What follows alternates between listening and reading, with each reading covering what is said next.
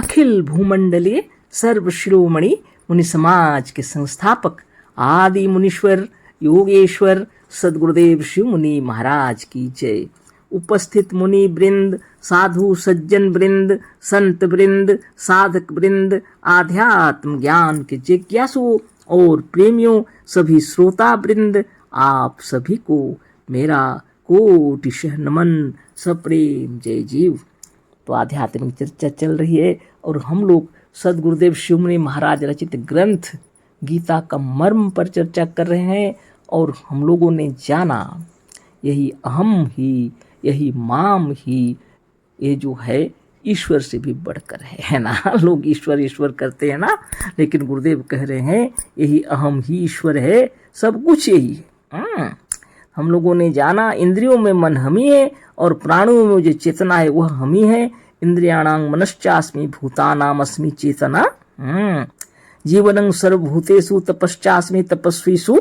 सब प्राणियों के भीतर जो जीव रूप से जीवन है, जो चेतन या लाइफ है, वह हम ही है। तपस्वियों में जो तप है वह हम ही है। मतलब यह है कि अहम नाम भी आत्मा का है।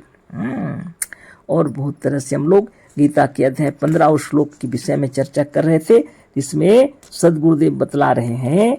उस बात को ठीक ढंग से अभी पढ़ लेते हैं हम लोग, है ना। चर्चा नहीं हुई, समय नहीं था, लेकिन पढ़ लिए थे। तो उसको पढ़ लेते हैं। सर्वस्य चाहं हृदय सन्निविष्टो मत्ता स्मृतिर ज्ञान ममोहनं च वेदश्च सर्वरैर्मेव वेद्यो वेदांत कृद्वैद्विदेव चाहम। गीता अध्याय 15 श्लोक 15। सबके हृदय में यह अहम ही स्थित है, इसी से स्मृति ज्ञान और अपोहन होता है। सब वेदों में इसी अहम को जानने योग्य कहा है। वेदांत का कर्ता अर्थात अद्वैतवाद का स्थापन करने वाला और वेदों का जानने वाला भी यही है। यदि इस अहम से मतलब मजहबी भगवान से होता तो श्लोक का रूप ऐसा न होता। देखो, इस श्लोक में इसी अहम द्वारा स्मृति और ज्ञान भी कहा है। यदि ईश्वर द्वारा स्मृति और ज्ञान होता तो मुर्दे शरीर में भी स्मृति और ज्ञान होता। यही सब चर्चा नहीं हुई थी, पढ़े थे। अब विचार कीजिए, ईश्वर को सर्वव्यापक कहा जाता है, तो आप कैसे कह सकते हैं ईश्वर मुर्दा शरीर में नहीं है।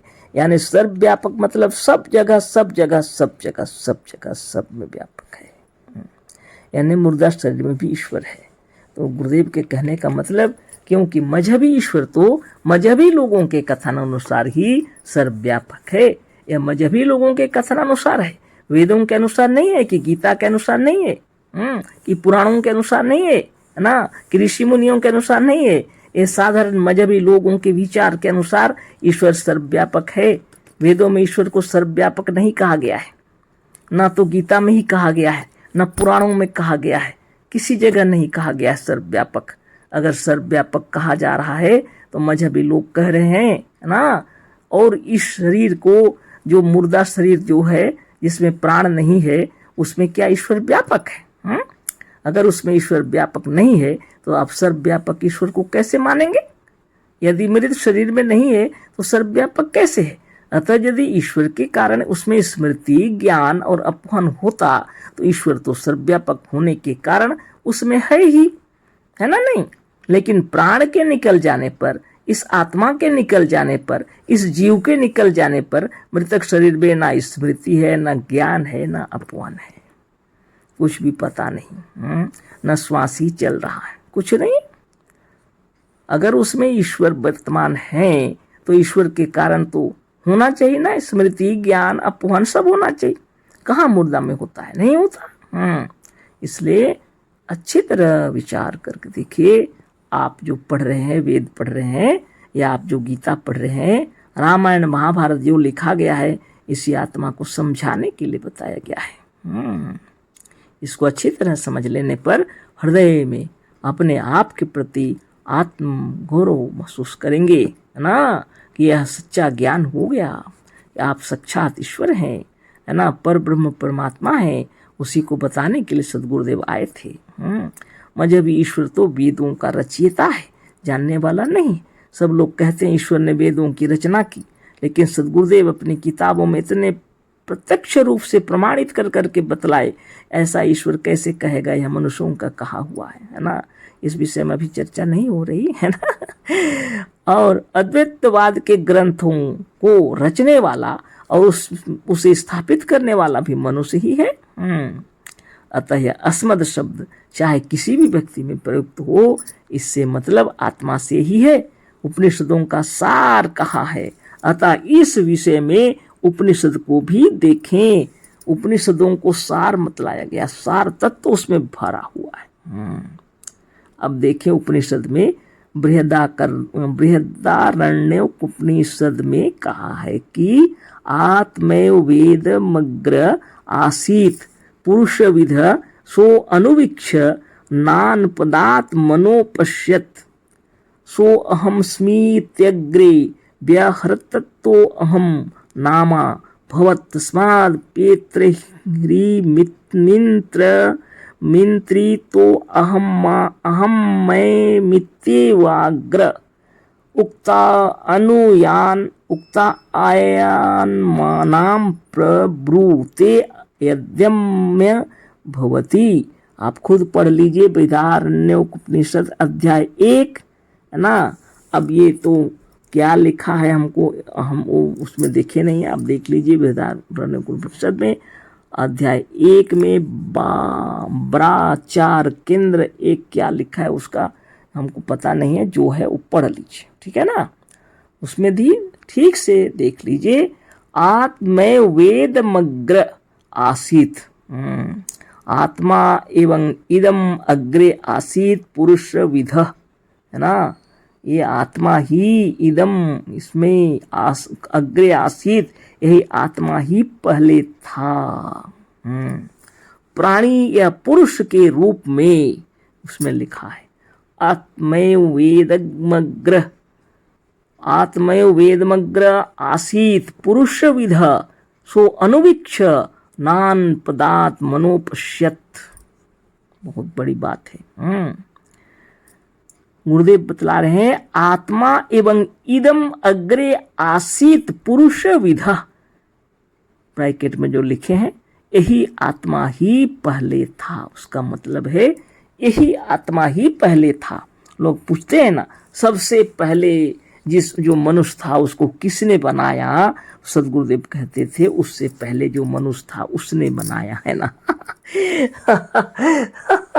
तो वो उसमें संतुष्ट नहीं होते थे, लेकिन आप गीता में पढ़ लीजिए, गीता में क्या लिखा है, आत्मा एवं इदम अग्रे आसीत पुरुष विध, यही आत्मा ही पहले था।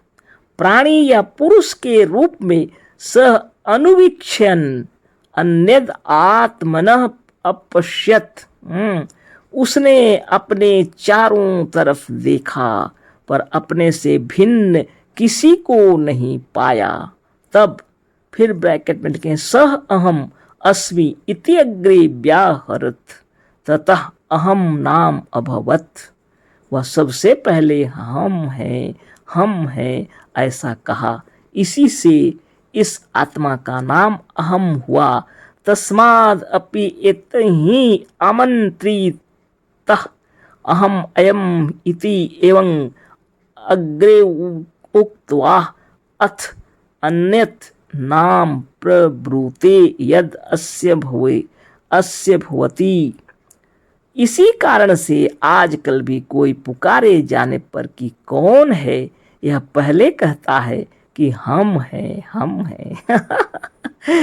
तब लोग पूछते हैं हम कौन, तब यह अपना दूसरा नाम बतलाता है जो इसका होता है। मतलब यह कि आत्मा का दार्शनिक नाम अहम है। उपनिषद कहता है कि आज भी कोई किसी के घर जाकर किसी को बुलाता है तो वह पूछता है कि कौन है, तो वह यही कहता है हम हैं, है ना।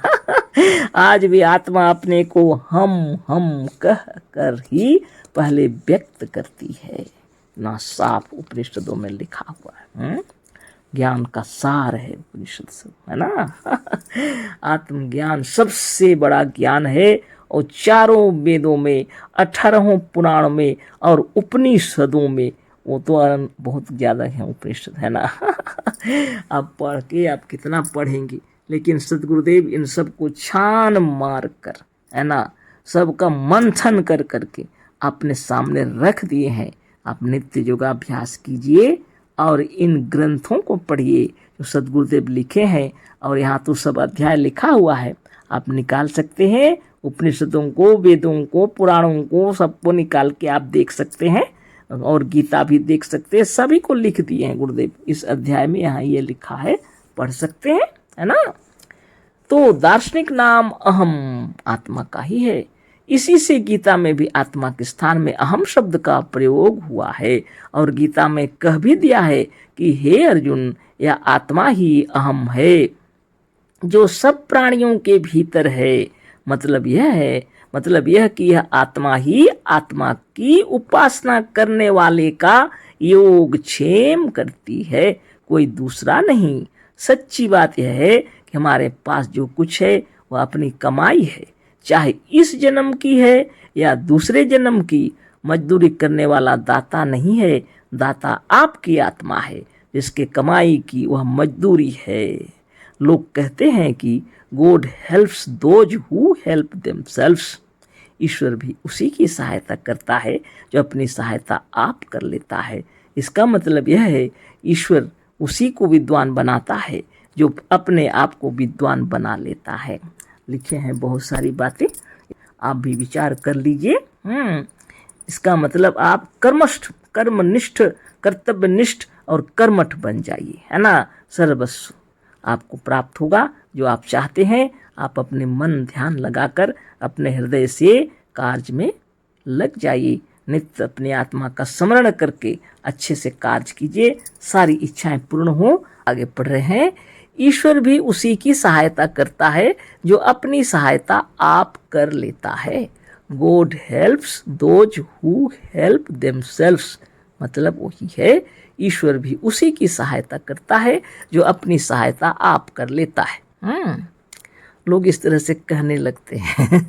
क्या करेंगे जब देखते हैं कि ईश्वर करने वाले को परेशानी ही देखते हैं ना। और जब देखते हैं लोग कर्मठ हैं, वो लोग को तो खूब फायदा हो रहा। तब लोगों ने ये बता दिया, ईश्वर भी उसी की सहायता करता है जो अपनी सहायता आप कर लेता है। अब सदगुरुदेव क्या बतला रहे हैं ना। इसका मतलब यह है कि ईश्वर उसी को विद्वान बनाता है जो अपने आप को विद्वान बना लेता है। सही बात तो यही हुआ ना अंत में। God helps those who help themselves. लोग इस तरह से कहने लगे और इस तरह की ये वाणी निकल गई। सदगुरुदेव सुंदर से बतला रहे हैं, इसका मतलब तो यह हुआ कि ईश्वर उसी को विद्वान बनाता है जो अपने आप को विद्वान बना लेता है। तो बताइए, ईश्वर उसी को धनी बनाता है जो अपने आप को धनी बना लेता है। ईश्वर उसी को मुक्ति, स्वराज और स्वतंत्रता देता है जो अपने आप इसे प्राप्त कर लेता है। ईश्वर उसी को गिराता और चोट पहुंचाता है जो आपसे अपने शरीर को भूल से गिराकर अपने शरीर में चोट लगा लेता है ना। इसका अर्थ समझो। इसका अर्थ यह है कि ईश्वर कुछ नहीं करता। सदगुरुदेव शिव मुनि महाराज की जय। इसका अर्थ समझो बोल रहे हैं। इसका अर्थ यह है ईश्वर कुछ नहीं करता। करने वाला कौन है? आप हैं, आपकी आत्मा है, आपका जीव है, आपका जीवन है। आपसे बढ़कर कुछ भी नहीं है। आप जो चाहेंगे मेहनत करके प्राप्त कर सकते हैं, है ना। आप मेहनत नहीं करेंगे और चाहेंगे सिर्फ तो नहीं होगा। आप कर्मठ बनिए, कर्तव्यनिष्ठ बनिए, है ना। आपको विद्वान बनना है तो मेहनत करना पड़ेगा, धनवान बनना है तो मेहनत करना पड़ेगा, मुक्ति और स्वराज और स्वतंत्रता चाहिए तो योगाभ्यास तो करना ही पड़ेगा। और सदगुरुदेव तो ऐसी शक्ति दे दिए योग साधन करने वाले को कि वह जो जो योग साधन करेंगे उनको सबको सब कुछ प्राप्त हो जाएगा, बोल के बतला दिए, है ना। और ऋषि मुनि लोग भी वही बात जानते थे। रामायण में तो लिखा ही हुआ है। कई बार इस प्रसंग में हम लोग बातें भी किए, है ना। नहीं, वह राम कौन है? आप हैं, है ना। इस शरीर को रमन कराने की शक्ति आप में है, इस शरीर को जड़ को चेतन करने की शक्ति आप में है, और आपके निकल जाने से यह फिर जड़ हो जाता है। वह राम कौन है? आप ही है ना। सभी जीव हैं, सब ब्रह्म है, साक्षात ईश्वर हैं। तो इस राम के राज्य में जो रहता है तो कौन रहता है? योगी लोग रहते हैं केवल, और दूसरे तो भगवान के आश्रय भरोसे उपवास व्रत पूजा पाठ बाहर में खूब करे जा रहे हैं। सिर्फ योगी लोग अपने अंतरात्मा को ध्यान करते हैं और इस शरीर को शुद्ध बुद्ध निर्मल और निरामय बनाते हैं, और अपने मन को भी शुद्ध और निर्मल और निरामय बनाते हैं। सारे नियम और कानून को सही से पालन करते हैं, सिर्फ योगी लोग। और बाकी बड़ी बड़ी बातें करते हैं, लोगों को ठगते हैं, है ना। मुंह में बड़ी बड़ी बातें करते हैं, वेशभूषा सुंदर सुंदर पहनते हैं, और भीतर में क्या कहते हैं पता नहीं, वो गुंडे बदमाश चोरी डकैती सब करते हैं। तो वो लोग योगी नहीं है। योगी लोग ऐसा कभी नहीं करते। उनकी वेशभूषा साधारण होती है बिल्कुल, है ना, लेकिन ज्ञान के सर्वोच्च शिखर पर होते हैं वो, है ना। तो आपको अगर सच्चा ज्ञान प्राप्त करना है तो अपने अंतरात्मा में डुबकी लगाइए। आप अपने हृदय स्थल को, अपने को परम ब्रह्म परमात्मा समझकर अपने अंतरात्मा में डुबकी लगाइए। आपको सब कुछ प्राप्त होगा, ज्ञान प्राप्त होगा, और वही कर्म कीजिए, सब कुछ प्राप्त होगा। दैहिक दैविक भौतिक तापा, राम राज काहू नहीं व्यापा। देह का तकलीफ अगर है तो विचलित मत होइए। योग साधन तपस्या में लग जाइए, है ना। अगर आपको चंडी भूत पिशाच प्रेत ये सब तंत्र मंत्र जादू टोना कर दिया है, कोई बोल के डर मालूम होता है, तो निश्चिंत हो जाइए, योग साधन आरंभ कर दीजिए, है ना। दैविक जितने भी प्रकार की प्रकोप आपको मालूम पड़ रहे हैं, सब शांत हो जाएगा। साधन ध्यान तपस्या में लग जाइए। भौतिक अगर आपको ऐसा है कि जगह नहीं है, घर भी नहीं है, कुछ नहीं है, साधन करने के लिए जगह भी नहीं है, तो घबराइए मत। रात्रि में उठ जाइए, है ना। सुंदर स्थान पर, अच्छी जगह पर जाइए जहाँ कोई नहीं देख रहे हैं, ऐसे फील्ड में, ऐसी जगह पर जाकर के योगाभ्यास कीजिए, है ना। साधन सा एक तरह से जमीन में भी कर सकते हैं, कुछ सोचने का नहीं, है ना। अगर आपके पास कुछ भी नहीं है तो भी आप रात्रि में उठ जाइए, जिससे कोई देख ना सके, ऐसे स्थान पर साधन कीजिए, है ना। कुछ ही दिनों में आप देखेंगे आपके लिए धन दौलत सब कुछ प्राप्त हो जाएगा, घर द्वार सब कुछ प्राप्त हो जाएगा, असंभव बात भी संभव हो जाएगा, है ना। लोग जिसके लिए भीख मांग फिर रहे हैं, चोरी कर फिर रहे हैं, वो कुछ नहीं, आप जान लीजिए दाता आपके भीतर विराजमान है, वही दाता है। गुरुदेव कितने सुंदर तरीके से बतलाए हैं आपको, है ना। सच्ची बात यह है कि हमारे पास जो कुछ है वह अपनी कमाई है, चाहे इस जन्म की हो या दूसरे जन्म की। मजदूरी देने वाला दाता नहीं है, दाता आपकी आत्मा है, जिसके कमाई की वो मजदूरी है। आप देखते हैं बहुत से लोग जन्म लेते ही करोड़ोंपति के अरबोंपति के घर में जन्म ले रहे हैं। क्यों? उस जन्म में किसी जन्म उन्होंने इतनी तपस्या की है, धनोपार्जन किए हुए हैं वो, इसलिए वहां पर जन्म लिए। अगर आपके पास कुछ नहीं है तो घबराइए मत, देने वाले तो आपके अंदर विराजमान है ना। सकल सृष्टि के मालिक हैं आप। मेहनत कीजिए, परिश्रम कीजिए, धनोपार्जन कीजिए, सब हो जाएगा, लेकिन भीख मांगिएगा तो नहीं होगा। इसका एक नियम है, जो स्वयं अपने आप को मांगना पड़ता है, किसी दूसरे को नहीं, है ना। स्वयं से अपनी आत्मा से विचार करके कार्य कीजिए, आपको सब कुछ प्राप्त होगा। इसीलिए सद्गुरुदेव कहते हैं ज्ञान में ही शक्ति है और आत्मज्ञान ही सबसे बड़ा ज्ञान है। अंधविश्वास छोड़कर अपने भीतर का शब्द सुनो, तुम्हारा सच्चा पथ प्रदर्शक तुम्हारे भीतर वर्तमान है। तो उसको प्राप्त करने के लिए एकांत से, साधन से, ध्यान से, तपस्या से तल्लीन हो जाने पर अंतरात्मा से विचार उत्पन्न हो जाएंगे। ऐसा करना होगा, वैसा करना होगा, आप उसी पर चलिए, सब ठीक हो जाएगा। शरीर भी ठीक हो जाएगा, मन भी ठीक हो जाएगा, है ना। और संसार भी आपका शुद्ध हो जाएगा, रुपये पैसे धन धान्य से सब कुछ परिपूर्ण हो जाएंगे आप, है ना। साधारण बात नहीं है। दैहिक दैविक भौतिक ताप, ये तीनों ताप मिट जाते हैं जो स्वयं अपने राज्य में रहते हैं, जो राम के राज्य में रहते हैं। किसी के कहने पर उपवास, व्रत, पूजा पाठ, फालतू की बातों के पीछे समय बर्बाद नहीं कीजिए। सुबह सवेरे जगिए, योगाभ्यास कीजिए, शाम को भी कीजिए, कठिन परिश्रम कीजिए और सच्चाई और ईमानदारी से धनोपार्जन कीजिए, जिससे दूसरों का भी उपकार हो। ऐसा काम कीजिए।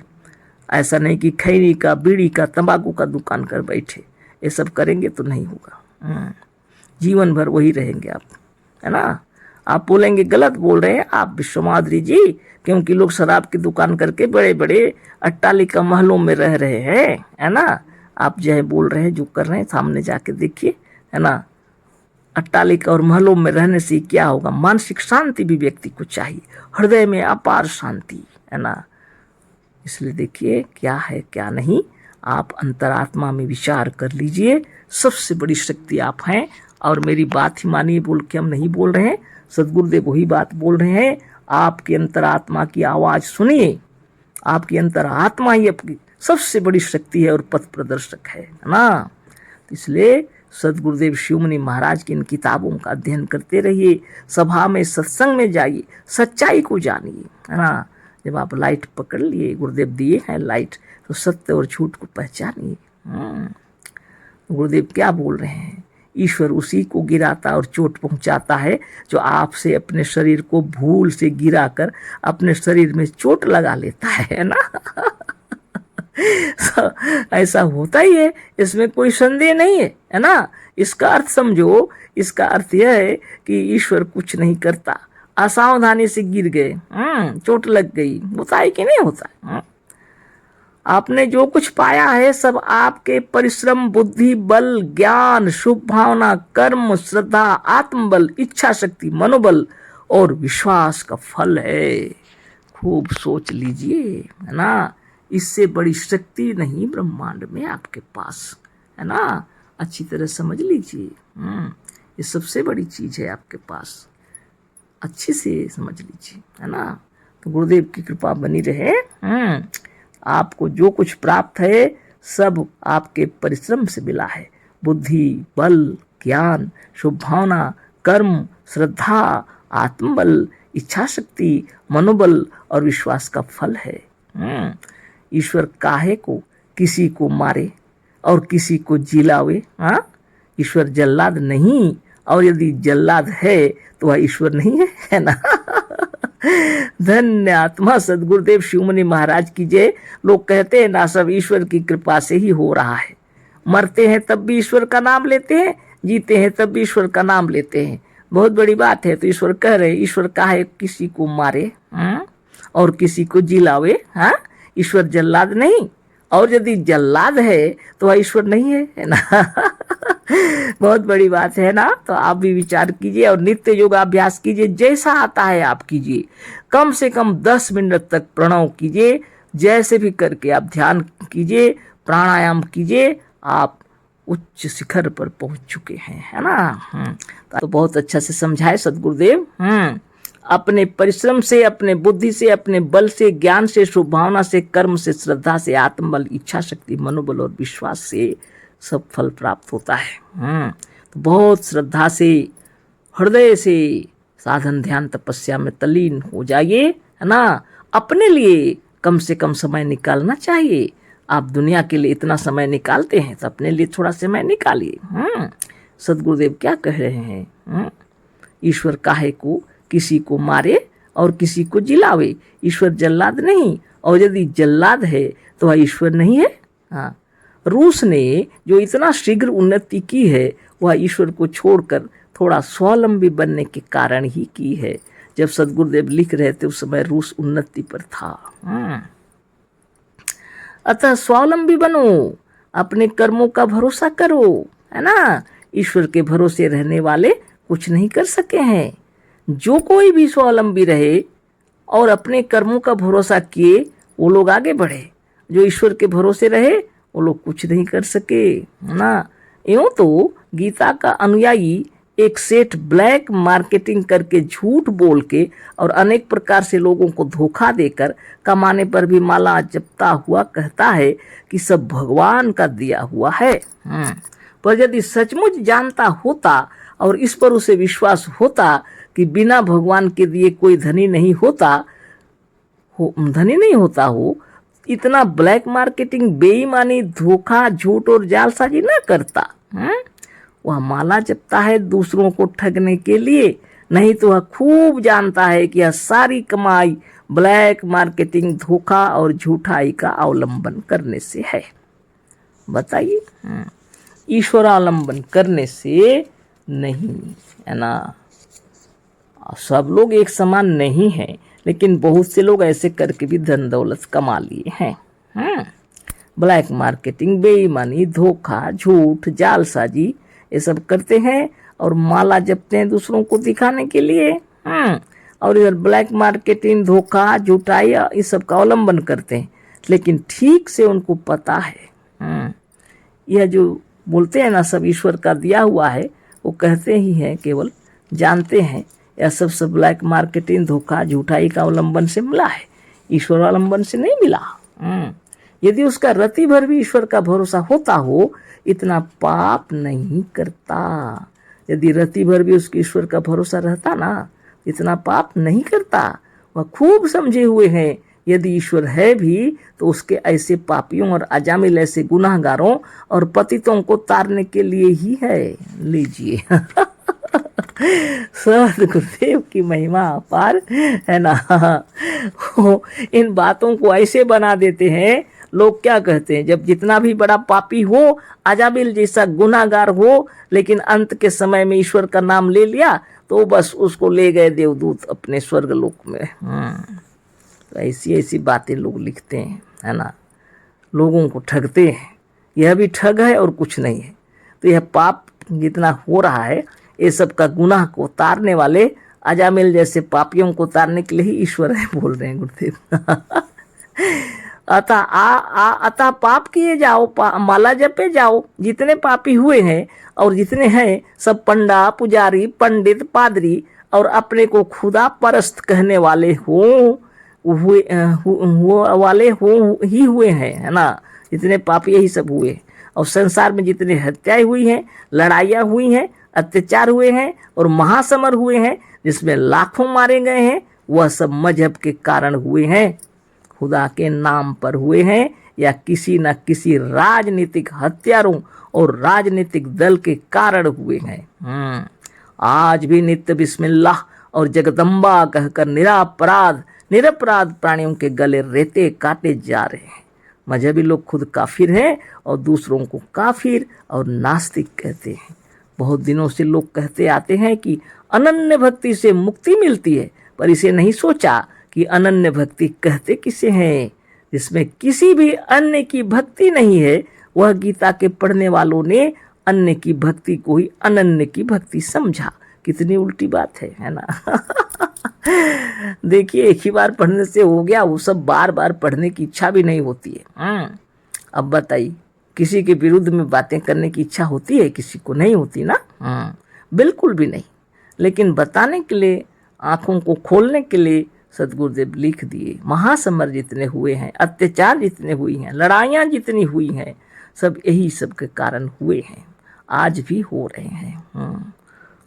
कुछ भी बोलिए आप खुद विचार कर लिए। साधारण व्यक्ति ये सब लड़ाई झगड़ा, दंगा फसाद के पीछे नहीं रहते हैं, है ना।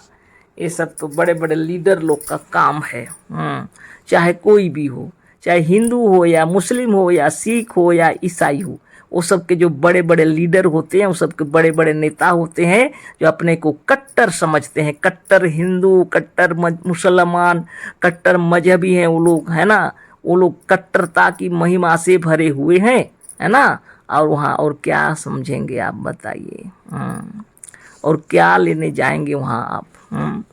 और जब यही लोग चाहते हैं तो दुनिया में बवाल खड़ा कर देते हैं, और ईश्वर के नाम पर ही नहीं, कितने लोगों को मार डालते हैं। ईश्वर देखते रह जाते हैं। जो सब जगह है बोलते हैं ना सब, है ना। सब जगह है, सर्वज्ञ है, सर्वव्यापक है, क्या क्या बता के आपको बना के रख दिए। और दया सागर है, कृपा निधान है, आपने समझा वही, और बस देख लीजिए क्या हो रहा है।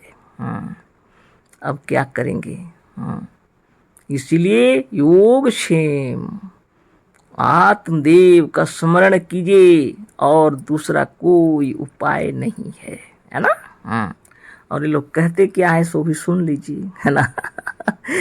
अनन्य भक्ति से ईश्वर मिलते हैं, कहते हैं अनन्य की भक्ति क्या इन लोग को समझ में नहीं आया। अब यहाँ गीता अध्याय 8 श्लोक 14, अनन्य चेता सततं यो मां स्मरति नित्यशः तस्याहं सुलभ पार्थ नित्ययुक्तस्य योगिनः। फिर से पढ़ लेते हैं, अनन्य चेता सततं यो माम स्मरति नित्यशः तस्याहं सुलभ पार्थ नित्ययुक्तस्य योगिनः, है ना। गीता अध्याय 8 श्लोक 14 देख लीजिए। अब मजहबी लोगों का प्रश्न यह है कि आत्मा ही ईश्वर है तो स्मरण किसका किया जाएगा। अच्छा मुसीबत है। इसका उत्तर गीता के रचयिता ने गीता में दिया है। वाह रे प्रश्न पूछने वाले महात्मा, हाँ क्या कहें आप, धन्य गुरुदेव।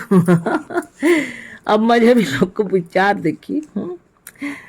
जब अब मजहबी लोगों का प्रश्न है कि आत्मा ही ईश्वर है तो इस स्मरण किसका किया जाएगा। अब हाँ, इसका उत्तर गीता के रचयिता ने गीता में दे दिया है।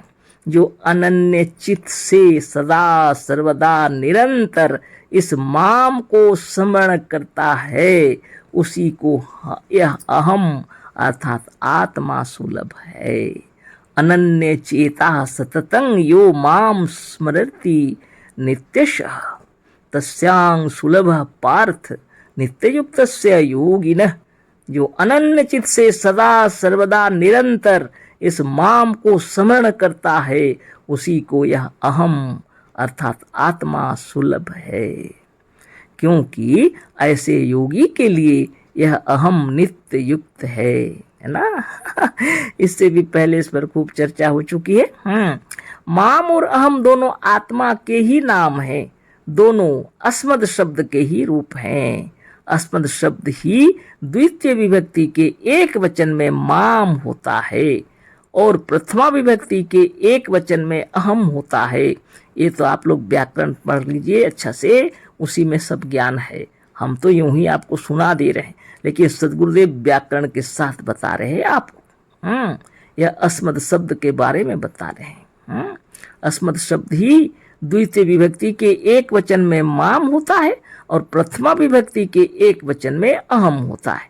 गीता और उपनिषद के भीतर अस्मद शब्द चाहे वह किसी भी विभक्ति में आया हो उसका अर्थ आत्मा है, क्योंकि आत्मा या यह जीव अपने को अस्मद शब्द के रूप में ही बराबर व्यक्त करता आया है। धन्य आत्मा, ठीक से पढ़ लीजिए। गीता में ईश्वर के लिए बार बार अस्मद शब्द का इसलिए प्रयोग किया है कि ऐसा ना हो कि कोई ईश्वर को अपने हम से अलग मजहबी ईश्वर को समझ बैठे। फिर भी इन अज्ञानियों ने ईश्वर का अस्तित्व और व्यक्तित्व अपने हम से पृथक ही समझा। ऐसे को अब क्या कहा जाए। बृहदारण्यक उपनिषद में तो कह भी दिया है कि अनन्यो सो अवन्यो अहम स्मीति न स वेद यथा पशु। धन्य धन्य सदगुरुदेव शिवमुनि महाराज की जय। बहुत बड़ी बात है। इस बात को समझ लीजिए, है ना। तो इतने सुंदर तरीके से सदगुरुदेव हम लोग को बतला रहे हैं कि अस्मद शब्द का प्रभाव, है ना। यह जो वेद के अंदर में गीता के अंदर में जो है अस्मद शब्द माम और अहम, यह व्याकरण के शब्दों के अनुसार भी आत्मा को ही कहा गया है। ईश्वर का अपने हम से अलग लोग समझ रहे हैं। इतना पढ़ने के बाद में भी जब लोग खुद को अलग और ईश्वर को अलग समझते हैं उनको क्या कहा जाए। तो सदगुरुदेव कहते हैं बृहदारण्यकोपनिषद में तो लिख ही दिया है, अन्यो असो अवन्यो अहम स्मीति नासा वेद यथा पशु। बृहदारण्यकोपनिषद अध्याय 1 क्या है वो तो स्कंद क्या सब 10 है ना, पढ़ लीजिए। जो यह कहता है कि हम दूसरे हैं और वह दूसरा है, वह उसी तरह से कुछ नहीं जानता जैसे पशु। लोग यह कहते हैं कि जब ऐसी बात थी तो गीता की तरह उपनिषदों ने भी साफ क्यों नहीं कह दिया कि वह मनुष्य ही ईश्वर है। देखो साफ कहा है कि मानुष तेजोमयो मृतमय पुरुषोये मेव स योयम आत्मेदं मृतं मिदं ब्रह्मेदं सर्वम, है ना। मानुष तेजोमयो अमृतमय पुरुषोयमेव स यो अयमात्मेदं मृतमिदं मिदं ब्रह्मेदं सर्वम। ठीक है, हाँ, आप पढ़ लीजिएगा अच्छी तरह। बृहदारण्यकोपनिषद अध्याय 2 और ब्रांच है कि क्या है पता नहीं 5 और कंध 13 लिखा हुआ है, आप देखिए क्या है। हाँ? यही मानुष पुरुष ही अमृतमय और तेजोमय है। यही जो आत्मा है वही अमृत है, वही ब्रह्म है, अनिषेधार्थक है। निषिद्ध मतलब जो नहीं है बताता है, जो मृत नहीं है, चेतन है, वही अमृत है ना। चेतन होने से ज्ञान युक्त है और ज्ञान ही प्रकाश और तेज है। अतः यह आत्मा अमृतमय और तेजोमय है और यही ब्रह्म है। और चाहे और दूसरे चाहे कितना ही निकट के संबंधी हों, उनसे किसी न किसी अवसर पर संबंध छूट सकता है, पर इस आत्मा से या अपने आप से किसी काल में किसी तरह से कभी संबंध नहीं छूट सकता। इसीलिए गीता में आत्मा को अहम, माम और नित्य युक्त कहा है, क्योंकि यह सदा सर्वदा और निरंतर हमारे हम से युक्त है और हमसे नित्य युक्त रहने से सबसे अधिक हमारे लिए यही सुलभ भी है। इसी से गीता में कहा है।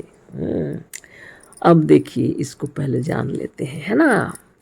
तो बहुत बड़ी बात है। मानुष तेजोमयो मृतमय पुरुषोय मेव स यो अयमात्मेदं मृतं मिदं ब्रह्मेदं सर्वम। यही मानुष पुरुष ही अमृतमय तेजोमय और यही जो आत्मा है। कौन है यह मानुष लिखा हुआ है? यह मनुष्य या मानुष जो कोई है यही अमृतमय है और तेजोमय है ना। यह मरने वाला नहीं है, चेतन है और वही अमृत है जो ज्ञान से युक्त है ना। ज्ञान ही प्रकाश और तेज है। अतः यह आत्मा अमृतमय और तेजोमय है और यही ब्रह्म है। और दूसरे चाहे कितना हो निकट के संबंधी हो, उनसे किसी न किसी अवसर पर संबंध छूट सकता है, पर इस आत्मा से या अपने आप से किसी काल में किसी तरह से कभी संबंध नहीं छूट सकता। इसीलिए गीता में आत्मा को अहम, माम और नित्य युक्त कहा है। बहुत सुंदर समझ में आया हम लोगों को कि आत्मा ही नित्य युक्त है। हमारा अहम, हमारा माम यही नित्य युक्त है। किसी भी काल में, ना भूतकाल में, ना वर्तमान में, ना भविष्य में, कभी भी यह आत्मा हमारा हम से अलग नहीं होता। अपना आप ही संस्कृत में अहम कहा जाता है ना। क्योंकि यह सदा सर्वदा और निरंतर हमारे हम से युक्त है और हमसे नित्य युक्त रहने से सबसे अधिक हमारे लिए यही सुलभ भी है। आसानी से प्राप्त होता है अपना आप। हाँ, कहाँ उसको ढूंढने जाएंगे? क्या मंदिर, क्या मस्जिद, क्या गुरजा, क्या गुरुद्वारा, क्या 7वें आसमान के ऊपर, क्या कैलाश पर्वत? नहीं, है ना। वह तो अपने नित्य युक्त है ना। बहुत बड़ी बात। इसी से गीता में कहा है कि तस्याहं सुलभ पार्थ नित्य युक्त से योगी न। क्या कह रहे हैं, गीता अध्याय 8 श्लोक 14। देखो जब इसी हम का ही या अपनी आत्मा का ही चिंतन होगा तो हमारा चित्त निश्चित रूप से अनन्य रहेगा, और योग में चित्त का अनन्य रहना आवश्यक है। देखिए कितने सुंदर तरीका से सत्यदेव समझा रही है ना। तो अपने आप का चिंतन आप कर रहे हैं, किसी दूसरे का नहीं। अपने में तल्लीन हो जाइए, अपने ध्यान में अपने चिंतन में डूब जाइए, है ना। आप हैं कौन, है ना। सदगुरुदेव तो इतना सुंदर मंत्र लिख करके चले गए। और इन मंत्रों को ध्यान करते समय अपने में तल्लीन हो जाइए, है ना। चाहे हिंदी से बोलिए, चाहे संस्कृत से बोलिए, चाहे अपनी भाषा से ही समझ लीजिए। कोई बड़ी बात नहीं है ना। अपने आप को जानना है, और अपने आप का जब चिंतन कर रहे हैं तो किसी दूसरे का ख्याल भी नहीं करना, है ना। बहुत बड़ी बात है। यदि आपने अन्य का भी अवलंबन किया तो अनन्य और स्वावलंबी कहाँ रहे। यदि आपको अपनी आत्मा का छोड़कर किसी अन्य का भी ध्यान रहा तो अनन्य चेता कहाँ रहे। यदि चित्त में कोई दूसरा भी रहा तो चित्त में एकाग्रता कहाँ रही। बिना एकाग्र हुए कोई योगी नहीं हो सकता, और बिना योगी हुए कोई ना मुक्त हो सकता है और न संसार के किसी भी क्षेत्र में उन्नति कर सकता है। देखिए अच्छी तरह समझ लेना है हम लोगों को कि बिना योगी हुए, है ना, बिना योगी हुए कोई मुक्त नहीं हो सकता और न संसार के किसी भी क्षेत्र में उन्नति कर सकता है। योगी ही एकाग्र होता है, कोई दूसरा नहीं। योगी ही अनन्य न अन्य अपने आप की चिंतन में तल्लीन हो जाता है। दूसरे तो दूसरों की चिंतन करते हैं। निरंजनो हम जगदीश्वरो हम। तल्लीन हो जाइए अपने में, है ना। बारंबार बोलिए और अपने में तल्लीन हो जाइए। इससे अलग चित्त को कहीं नहीं जाना है। यदि चित्त में कोई दूसरा भी रहा तो चित्त में एकाग्रता कहाँ रही। बिना एकाग्र हुए कोई योगी नहीं हो सकता, और बिना योगी हुए कोई ना मुक्त हो सकता है और न संसार के किसी भी क्षेत्र में उन्नति कर सकता है। अतः चित्त की एकाग्रता आवश्यक है। एकाग्र चित्त ही अनन्य भक्त कहला सकता है। ईश्वर में चित्त रहने वाले का मन एकाग्र नहीं हो सकता। चित्त एकाग्र कैसे होगा। ईश्वर में चिंतन कर रहा है तो अपना आप से अलग होकर के सोच रहा है, तो एकाग्र कैसे होगा। सिर्फ एक को आगे रखना है, उसको एकाग्र कहते हैं। क्योंकि कभी कोई अपने आप को नहीं छोड़ सकता, अपना तो याद रहेगा ही, फिर और एक ठो को याद कर रहे हैं। एकाग्र नहीं हो सकता, क्योंकि अपने आप से तो मनुष्य नित्य युक्त है। अब अपने आप में तो मन रहेगा ही, अपनी ही मुक्ति और अपनी उन्नति के लिए तो सब कुछ होता है। अतः अपना आप तो अपने लिए प्रत्येक अवस्था, है ना, बहुत अच्छा से याद कर लीजिए। प्रत्येक अवस्था में, है ना, दशा काल और अवसर में रहेगा। अपना आप अपने लिए प्रत्येक अवस्था में, प्रत्येक दशा में, प्रत्येक काल में, प्रत्येक अवसर में रहेगा। अतः किसी काल में यदि इस चित्त में किसी देवता या ईश्वर को भी लाया गया तो एकाग्रता कहीं रहेगी। द्वैत में एकाग्रता कहाँ। मुसलमान भी वहदानियत के बहुत कायल हैं, पर यदि वह भी है और खुदा भी है तो दो हो गए। क्योंकि अपने आप को निकाल कर कहाँ फेंकेंगे। यदि आप ही नहीं रहे तो एक को वाहिद मानकर मुसलमान कौन कहलावेगा। वहदानियत और इस्लाम सब मनुष्य के लिए है। अपने को मिटा देने पर खुदा रहकर भी किस मर्ज की दवा होगी। भक्त ने यदि अपने को भी मिटा दिया तो भक्ति का लाभ किसे मिलेगा, मुक्ति का आनंद कौन भोगेगा। देखिए कितनी बड़ी बात है ना। तो बहुत बड़ी बात है, इसलिए तल्लीन होकर के अपने आप का चिंतन कीजिए समय निकाल कर। हम लोगों ने जाना कि गीता ने मजहबी ईश्वर को नहीं माना है। गीता का तो कहना है कि ईश्वर सर्वभूतानां हृदयेष्वर्जुन तिष्ठति। गीता अध्याय 18 श्लोक 61। हे अर्जुन, सर्वभूतानां ईश्वर हृदयेश तिष्ठति। हे अर्जुन, सब प्राणियों का मालिक, रक्षक या ईश्वर सबके हृदय में स्थित है। इस तरह से सर्वभूत स्थित यो माम भजत्येकत्वामास्थित सर्वया वर्तमानोऽपि सा योगी मयि वर्तते। गीता अध्याय 6:31 है ना। जो सब प्राणियों में स्थित इस माम को एकत्व या एक अद्वितीय रूप में स्थित होकर भजता है, वही चाहे वह किसी अवस्था में हो योगी है। क्योंकि वह इसी अद्वैत आत्मा में रहता है जहाँ दूसरा नहीं है। अस्मद शब्द का ही रूप सप्तमी में मई हो जाता है।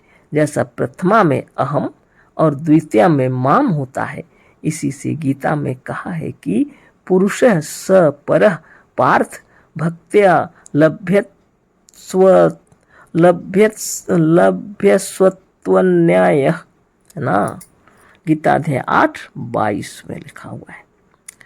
अब देखिए कितनी बड़ी बात, प्राणियों में जो स्थित है, सर्वभूत स्थितं यो माम भजते कत्वाम स्थितः सर्वया वर्तमानोऽपि सा योगी मयि वर्तते। गीता अध्याय 6:31। जो सब प्राणियों में स्थित इस माम को एकत्व या एक अद्वितीय रूप में स्थित होकर भजता है, वही चाहे वह किसी अवस्था में हो योगी है। योगी कौन है तो देख लीजिए। जो इस माम को एकत्व भाव से अद्वितीय रूप में स्थित होकर के भजता है, वह चाहे किसी अवस्था में हो वही योगी है ना। योगी वह इसी अद्वितीय आत्मा में रहता है। योगी लोग इसी आत्मा को सर्वश्रेष्ठ जानते हैं और यही सत्य है और इसी का ध्यान करते हैं ना। और जहाँ कोई दूसरा नहीं है। अस्मद शब्द का ही रूप सप्तमी में मई हो जाता है। जैसे प्रथमा में अहम और द्वितीय में माम होता है, इसी तरह से गीता में कहा है कि पुरुषः स परः पार्थ भक्त्या लभ्यस्यत्वनन्यनया। हे पार्थ, वह परम पुरुष परमात्मा अनन्य भक्ति से प्राप्त होने वाला है। अनन्य भक्ति वही है जिसमें अन्य किसी की भक्ति ना हो, चाहे वह कोई हो। ईश्वर या ईश्वर के बाप की भी भक्ति यदि वह अपना आप, अपना स्व और अपना निज नहीं है तो वह अनन्य भक्ति नहीं कहला सकती। ईश्वर तो क्या, ईश्वर के बाप की भी भक्ति अगर कोई कर रहा है ना, गुरुदेव कह रहे हैं वो अनन्य नहीं है। जो अपने आप का भजन करता है, अपने आप का ध्यान करता है, वही अनन्य भक्ति है। जो खुद को छोड़कर किसी दूसरे का ध्यान कर रहा है, ईश्वर की भक्ति क्या, ईश्वर के बाप की भी भक्ति करेगा ना, वह स्व नहीं, अपना आप नहीं, अपना निज नहीं, वह अनन्य नहीं है ना। किसी अन्य की भक्ति अनन्य भक्ति कैसे कहला सकती है। पर मजहबी लोगों ने मनुष्य के मस्तिष्क को ऐसा भ्रष्ट कर डाला है कि अनन्य भक्ति का अर्थ मनुष्य ईश्वर की भक्ति समझने लगा है। अनन्य भक्ति का अर्थ मनुष्य क्या सोचने लगे हैं, ईश्वर की भक्ति सोचने लगे हैं। लोगों ने भ्रष्ट कर दिया इन अर्थों को। दिमाग खराब हो गया लोगों का, है ना। अनन्य भक्ति का अर्थ मनुष्य क्या सोच रहे हैं, ईश्वर की भक्ति, जब उसमें लिखा ही नहीं है ना अन्य अनन्य, जो अन्य ना हो उसकी भक्ति करो, अपने आप की भक्ति करो, अपना आप ही सर्वश्रेष्ठ है। तो अब बहुत बड़ी बात हो गई। भक्ति का अर्थ मनुष्य ईश्वर की भक्ति समझने लगा है, जो कभी हो नहीं सकता। और साधारण लोगों को क्या कहें, गीता के भाष्यकारों और टीकाकारों ने भी उल्टा पुल्टा और नितांत पक्षपातपूर्ण अर्थ किया है। जबकि गीता में गीता के शब्दों का अर्थ गीता के रचने वाले ने कर दिया है। गीता को रचने वाले ने जो अर्थ किया है उसी को देखना चाहिए। बहुत बड़ी बात है। जबकि गीता में गीता के शब्दों का अर्थ गीता को रचने वाले ने कर दिया है।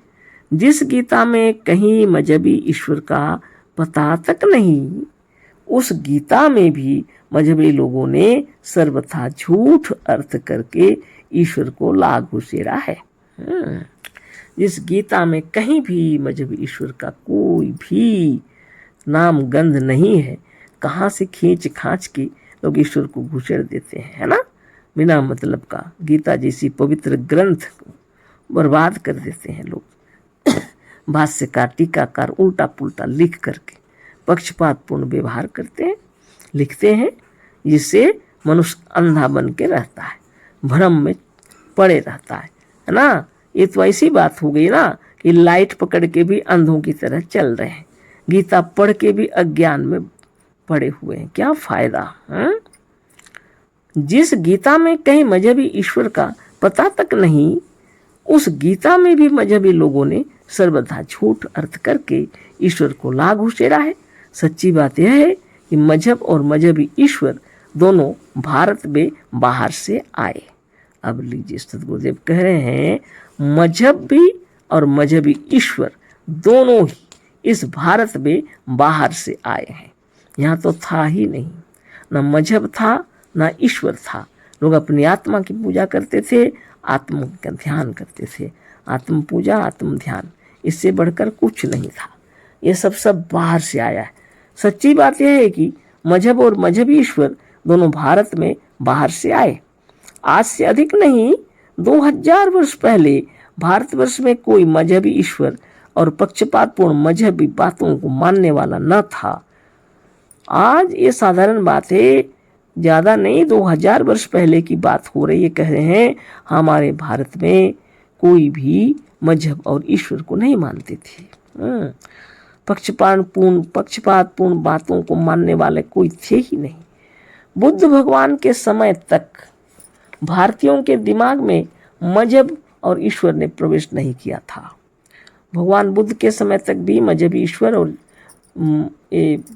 और ईश्वर प्रवेश नहीं किया था। बुद्ध भगवान ने कहीं ईश्वर का वर्णन नहीं किया है। बुद्ध भगवान, महात्मा बुद्ध भी ईश्वर का वर्णन नहीं किए हैं। बौद्ध काल के बहुत दिनों बाद, बुद्ध भगवान के शरीर छोड़ने के बहुत दिन बाद, ईसा और मुहम्मद के उपदेशों के प्रभाव से यहाँ भी मजहबी ईश्वर की भावना चल पड़ी। जहाँ मजहबी लोग का प्रचार चलने लगा, तो भगवान बुद्ध के पवित्र ग्रंथ के अंदर भी भगवान को घुसेड़ दिया। जबकि महात्मा बुद्ध ने ईश्वर का वर्णन कहीं नहीं किया। आत्मा को छोड़कर कोई है ही नहीं अपने आप के सिवा, है ना। लेकिन उन्होंने भी क्या करें, भगवान बुद्ध के समय में तो कुछ था नहीं, लेकिन उनके शरीर छोड़ने के बहुत दिन बाद ईसा और मुहम्मद के उपदेशों का प्रभाव पड़ा और मजहब ईश्वर की भावना चल पड़ी। बौद्ध काल तक के भारतीय ग्रंथों में कहीं पहले ईश्वर की स्तुति करके ग्रंथ रचने की प्रथा भारत में नहीं थी। कोई ग्रंथ लिखते थे तो कभी भी कोई ईश्वर की स्तुति कर ग्रंथ लिखेंगे, ऐसी प्रथा भारत में बिल्कुल नहीं थी।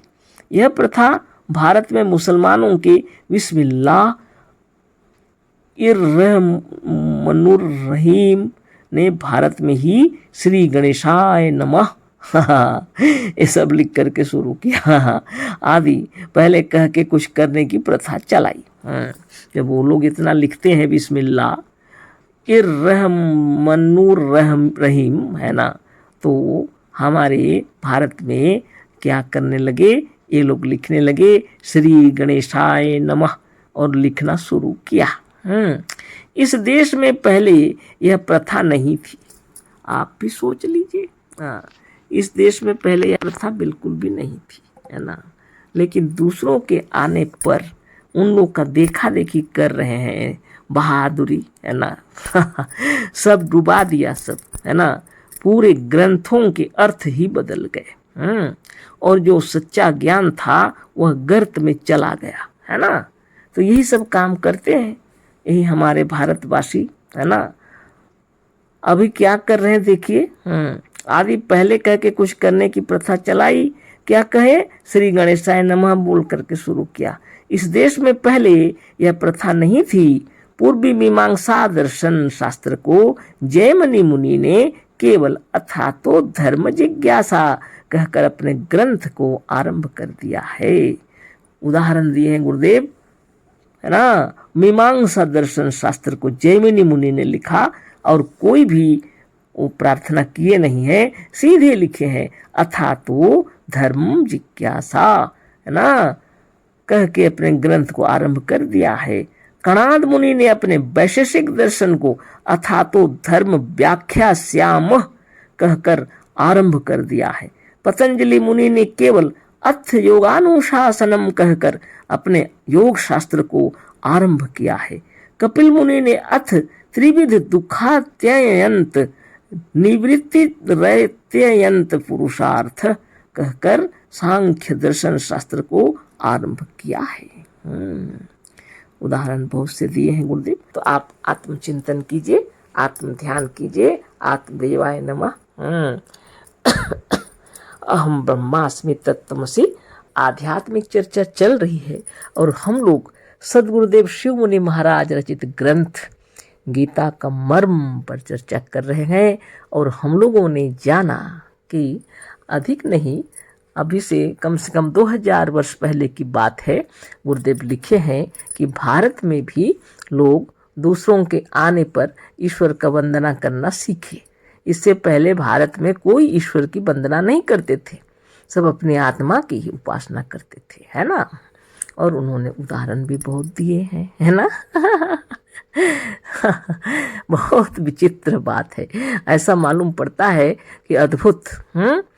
अभी देखिए हमारे भारत में सब ईश्वर ईश्वर हो रहे हैं, लेकिन इससे पहले कोई भी अपनी आत्मा से बढ़कर किसी ईश्वर की कल्पना ही नहीं किए थे। लेकिन जब भारत में मुसलमान लोग आ गए, ईसा और मुसलमानों का प्रभाव पड़ गया यहाँ पर, तो बिस्मिल्लाह इर्रहमुन क्या लिखते हैं, इर्रहमनुर रहीम, ये सब लिखकर वो लोग कुछ भी लिखते थे। तो हमारे भारतवासी हमारे क्या सोचने लगे, बाप रे बाप, हम क्यों पीछे रहे, तो लिख दिए श्री गणेशाय नमः। लेकिन इससे पहले जितनी किताबें हैं गुरुदेव बतला रहे हैं, है ना, बहुत बड़ी बात। मीमांसा दर्शन शास्त्र को जैमिनी मुनि ने केवल अथातो धर्म जिज्ञासा कहकर अपने ग्रंथ को आरंभ कर दिया। कणाद मुनि ने अपने वैशेषिक दर्शन को अथातो धर्म व्याख्या श्याम कहकर आरंभ कर दिया है। पतंजलि मुनि ने केवल अथ योगानुशासनम कहकर अपने योग शास्त्र को आरंभ किया है। कपिल मुनि ने अथ त्रिविध दुखात्यंत निवृत्ति रत्यंत पुरुषार्थ कहकर सांख्य दर्शन शास्त्र को आरंभ किया है। यहाँ तक हम लोग पढ़े थे, है ना। आगे सुनिए गुरुदेव क्या लिख रहे हैं। इसी तरह से वेदांत दर्शन शास्त्र के रचयिता ने अपने वेदांत दर्शन को अथातो ब्रह्म जिज्ञासा कहकर अपने शास्त्र वेदांत दर्शन को आरंभ कर दिया है। पाणिनि मुनि ने केवल वृद्धि राधेच कहकर अपने व्याकरण को आरंभ कर दिया है। बताइए, पाणिनि व्याकरण के महामुनि, है ना। पाणिनि मुनि ने केवल वृद्धि राधेच कहकर अपने व्याकरण को आरंभ कर दिया है। पतंजलि मुनि ने केवल अर्थ शब्दानुशासनम कहकर अपने महाभाष्य नाम के व्याकरण को आरंभ कर दिया है। बहुत बड़ी बात है और गर्व की बात है, आत्म गौरव की बात है। हमारी इस भारत की महिमा अपार अपरंपार है। सब अपने इस आत्मदेव की महिमा से अपने आप को अंतरात्मा से मंडित करके रखते थे। है ना, कितनी बड़ी बात है। वेदों में तो एक भी मंत्र नहीं है जिसमें मजहबी ईश्वर का वर्णन हो, किसी जगह भी नहीं, चारों वेदों में कहीं पर भी नहीं। हमने बार बार मजहबी ईश्वर इसलिए कहा है कि ईश्वर नाम यदि इसी जीव का है जो पहले भी था, पहले के लोग केवल आत्मा को मानते थे, मजहबी ईश्वर को नहीं। सदगुरुदेव का कहना है मजहबी ईश्वर हमने बार बार क्यों कहा कि पहले इसी जीव को मानते थे, सब इसी आत्मा को मानते थे, है ना, मजहबी ईश्वर को नहीं। आत्मा की कल्पना है मजहबी ईश्वर, लोगों ने कल्पना की हुई है। आत्मा ही ब्रह्म है, आत्मा ने ईश्वर की कल्पना की है, आत्मा ने ईश्वर नाम के तत्व को उत्पन्न किया है। लेकिन इससे पहले हमारे भारत में जितने ऋषि मुनि महर्षि तपस्वी थे, सब इसी आत्मा की भजन करते थे, इसी आत्मा को मानते थे, यही सर्वश्रेष्ठ है, ये जीव ही ब्रह्म है। इसी विषय में वेदों की रचना हुई है ना। मजहब ईश्वर का कहीं नाम नहीं है। मजहब किसको कहते हैं? जो आत्मा से हटकर एक ईश्वर की कल्पना करते हैं और ईश्वर का बनाया हुआ खुद को कहते हैं, उल्टा। जबकि ईश्वर मनुष्य का सोचा सोचाया हुआ है, ईश्वर कहीं नहीं है, उसका अस्तित्व ही नहीं है, कहीं भी नहीं, लेकिन मनुष्य ने सोचा हुआ है। स्वर्ग नरक यमराज यमदूत दुनिया भर की कल्पना करके कितनी कहानियां लिख चुके हैं। आप समझ लीजिए अच्छी तरह। हमारे देश में भारत भूमि के अंदर जितने थे सभी इसी आत्मा को ब्रह्म जानते थे, स्वयं को सर्वश्रेष्ठ मानते भी थे, जानते भी थे, है ना। और वेदों में कोई भी ऐसा मंत्र नहीं है जिसमें मजहबी ईश्वर का वर्णन हो, है ना। बहुत बड़ी बात है। मजहबी ईश्वर को नहीं मानते थे कोई। पहले के लोग केवल आत्मा को मानते थे, मजहबी ईश्वर को नहीं। इन्हीं व्याकरण के ग्रंथों में जैसे सिद्धांत कौमुदी और लघु सिद्धांत कौमुदी में जो बात भी लिखी गई है, उनमें मजहबी देवी देवताओं का नाम लेकर पुस्तक का विषय आरंभ किया गया है। पहले लिखा गया था जो मजहबी ईश्वर को नहीं मानते हैं हमारे कोई भी, और इन्हीं व्याकरण के ग्रंथों में जैसे सिद्धांत कौमुदी और लघु सिद्धांत कौमुदी जो बाद में लिखी गई है, उनमें मजहबी देवी देवताओं का नाम लेकर पुस्तक का विषय आरंभ किया गया है। बाद में हुआ है, सब पहले नहीं, है ना। इस विषय में हमने भारतवर्ष के कई स्थानों पर व्याख्यान दिया है। सदगुरुदेव जब थे जगह जगह जाकर के कई एक जगह पर भारत में इस विषय पर व्याख्यान दिए हैं गुरुदेव, है ना। हमने अनेक स्थानों पर अपने व्याख्यानों में बड़े जोरों के साथ विद्वानों का ध्यान आकर्षित करते हुए कहा है कि वेदों में, शास्त्रों में और प्राचीन उपनिषदों में तथा और दूसरे प्राचीन ग्रंथों में बुद्ध भगवान के समय तक कि किसी भी ग्रंथ के रचयिता ने किसी भी मजहबी देवी देवता या ईश्वर का नाम लेकर ग्रंथ को नहीं आरंभ किया है। बुद्ध भगवान के समय तक मजहबी ईश्वर का पता किसी भी पुस्तक में नहीं था। गीता का आरंभ भी बिना ईश्वर की स्तुति किए हुआ था और गीता के भीतर भी कहीं मजहबी ईश्वर का वर्णन नहीं है। आप देख लीजिए, विचार कर लीजिए, बहुत बड़ी बात है। एक पंडित ने बहुत दिन तक खोजने के बाद गीता में से एक श्लोक निकालकर हमारे पास भेजा था और लिखा था कि गीता के इस श्लोक में मजहबी ईश्वर का वर्णन है। तब जब सदगुरुदेव चैलेंज देते थे ना, तो पंडित लोग खोजते थे किताबों को, पढ़ पढ़ के श्लोकों को। बहुत दिन खोजने के बाद एक पंडित जी को एक श्लोक मिला। वो श्लोक गुरुदेव के पास भेजे और उन्होंने लिखा इस श्लोक में मजहबी ईश्वर का वर्णन है। अब सदगुरुदेव क्या लिख रहे हैं? हम कहते हैं कि एक श्लोक यदि होता ही तो उससे क्या होता है? अगर एक श्लोक अगर है भी तो उससे क्या होता है? जहां इतने श्लोक विरुद्ध हैं, एक श्लोक अगर मजहबी ईश्वर के विषय में है उससे क्या होता है? इतने सारे श्लोक जो हैं उसके विरुद्ध है। यहाँ यदि एक श्लोक तमाम श्लोकों के विरुद्ध मिले भी तो यह एक श्लोक प्रक्षिप्त हुए माना जाएगा। अगर यहाँ एक श्लोक मिल भी जाए तमाम श्लोकों के विरुद्ध में तो इसको क्या कहेंगे, ये श्लोक प्रक्षिप्त ही माना जाएगा, है ना। किसी ने पागलपन में लिख दिया होगा। सारी गीता यदि मजहबी ईश्वर के विरुद्ध है तो श्लोक को प्रक्षिप्त ही माना जाएगा। पर यहाँ तो यह है कि इस श्लोक में भी ईश्वर का वर्णन नहीं है, वह श्लोक निम्नलिखित प्रकार से है। तो सद्गुरुदेव श्लोक को पढ़े जब तो देखते हैं इसमें भी ईश्वर का वर्णन नहीं है, लेकिन नहीं समझने के कारण खूब विचार करके उन पंडित ने भेजे सद्गुरु के पास।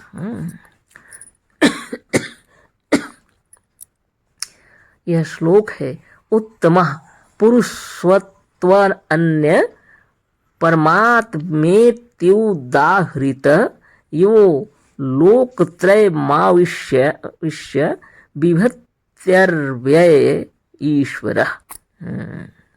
ये है श्लोक गीता अध्याय 15-17। यही वह श्लोक है जिसको उस पंडित ने हमारे पास लिखकर भेजा था।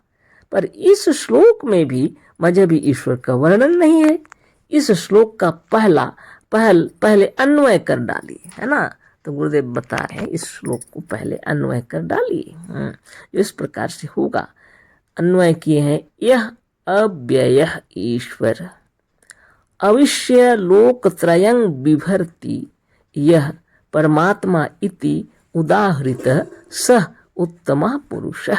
इस अन्वय होने पर ऐसा हो जाएगा, जो अव्यय ईश्वर प्रवेश करके तीनों लोकों में सबसे भरण पोषण का कार्य कर रहा है और अन्य जिसे परमात्मा ऐसा कहा गया है, यह उत्तम पुरुष है ना। तो अद्भुत सद्गुरुदेव शिवमुनि महाराज की जय। जो अव्यय यानी जो नहीं व्यय नहीं होता ईश्वर प्रवेश करके तीनों लोकों में सबसे भरण पोषण का कार्य कर रहा है, सबके भरण पोषण का जो कार्य करता है तीनों लोकों में। बताइए, यह तो पृथ्वी लोक है, उसके बाद स्वर्ग लोक और पाताल लोक, तीनों लोक हो गए। यहाँ पर अव्यय जो खर्च नहीं होता, जो नष्ट नहीं होता, वह तीनों लोकों में रहने वाला, भरण पोषण करने वाला जब प्रवेश कर जाता है, कहाँ पर, इसी शरीर में ना, और कहाँ जाएगा। और अन्य जिसे परमात्मा ऐसा कहा गया है और जिसे अन्य रूप से इसे परमात्मा कहा गया है, यह उत्तम पुरुष है। कौन है वह? उत्तम पुरुष है। अब उत्तम पुरुष कौन है इसे समझ लेना है। सह वह अन्य पुरुष है, अन्य पुरुष है। सह मतलब वह अन्य पुरुष है, तुम मतलब तुम मध्यम पुरुष है, हम यह उत्तम पुरुष है जो जीव का नाम है। हम अपने आप को हम कहा करते हैं और यही उत्तम पुरुष है। बताइए। सद्गुरुदेव शिवमुनि महाराज की जय, है ना। कितनी बड़ी बात है। गीता का यह श्लोक कह रहा है कि इसी का दूसरा नाम परमात्मा है। अब बताइए क्या हुआ। सह क्या है? अन्य पुरुष, वह। तो हम यानी तुम क्या है? मध्यम पुरुष। और हम यह क्या है? उत्तम पुरुष, जो जीव का नाम है। इस अहम यानी हम अपने आप को हम कहा करते हैं और यही उत्तम पुरुष है। गीता का यह श्लोक कह रहा है कि इसी का दूसरा नाम परमात्मा है। तो बहुत बड़ी बात हो गई, है ना। जब सद्गुरुदेव का चैलेंज सुनकर बहुत ढूंढते थे श्लोक, सबको देखते थे लोग, गीता वेदांत से सब पढ़ते थे, है ना, और शास्त्र सबको पढ़ते थे, श्लोक सबको ढूंढते थे। तो एक व्यक्ति को मिला श्लोक गीता के अंदर, है ना, गुरुदेव के पास भेजे, इस पर चर्चा हो रही थी, है ना। उन्होंने सोचा यह तो जरूर ईश्वर के बारे लिखा हुआ है, मजहब ईश्वर के बारे लिखा हुआ है। बहुत बढ़िया मिला उनको, तो श्लोक भेज दिए गुरुदेव के पास और बोले लीजिए ये रहा श्लोक, है ना। तो गुरुदेव बोले एक श्लोक अगर आ गया तो क्या हुआ, अनेकों श्लोक तो मजहब ईश्वर के विरुद्ध में ही हैं। लेकिन जब उन्होंने पढ़ा तो बोले इसमें भी तो ईश्वर का मजहब, ईश्वर का वर्णन ही नहीं है। उत्तम पुरुष स्वत्वन्य परमात्मेत्य युद्धाहृत यो लोकत्रय माविष्य विभत्र्यय ईश्वर, है ना। इस श्लोक को लोगों ने भेजा। तो गुरुदेव उसको अन्य करके हम लोग को बतलाए। यह अव्यय ईश्वर अविश्य लोकत्रयं विभर्ति, यह परमात्मा इति उदाहृत सह उत्तम पुरुष। तो हम लोगों ने समझा कि उत्तम पुरुष इसमें कहा गया है। अब उत्तम पुरुष कौन है, इसमें लिखे हैं जो अव्यय ईश्वर प्रवेश करके तीनों लोकों में सबके भरण पोषण का कार्य कर रहा है, और अन्य जिसे परमात्मा ऐसा कहा गया है, यह उत्तम पुरुष है। अब उत्तम पुरुष कौन है, इस पर चर्चा हो चुकी है।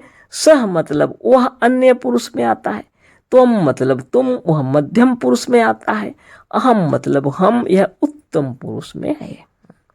जो जीव का नाम है, हम अपने आप को हम कहा करते हैं, और यही उत्तम पुरुष है।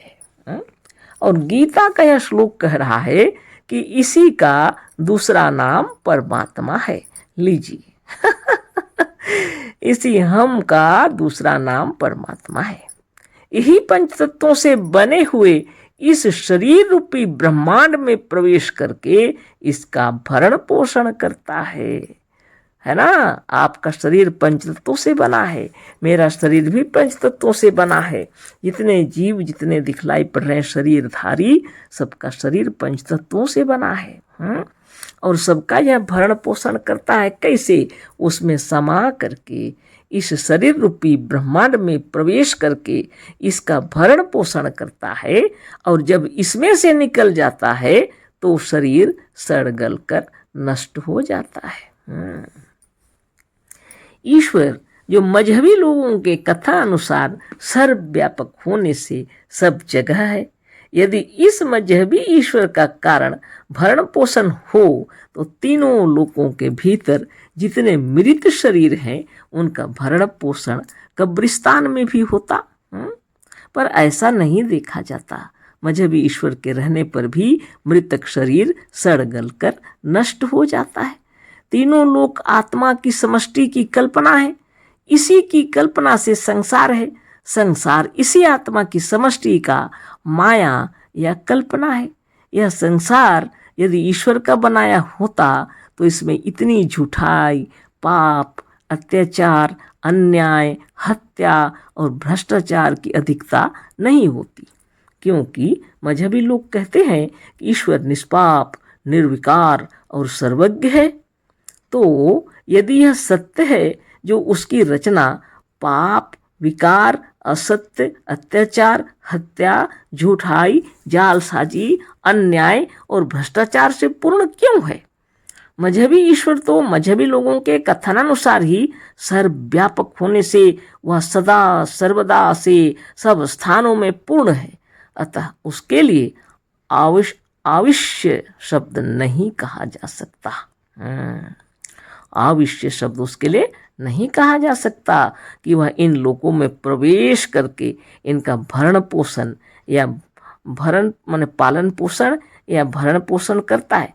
यह तो जीव के लिए है जो शरीरों में प्रवेश करके इस शरीर रूपी ब्रह्मांड का भरण पोषण करता है।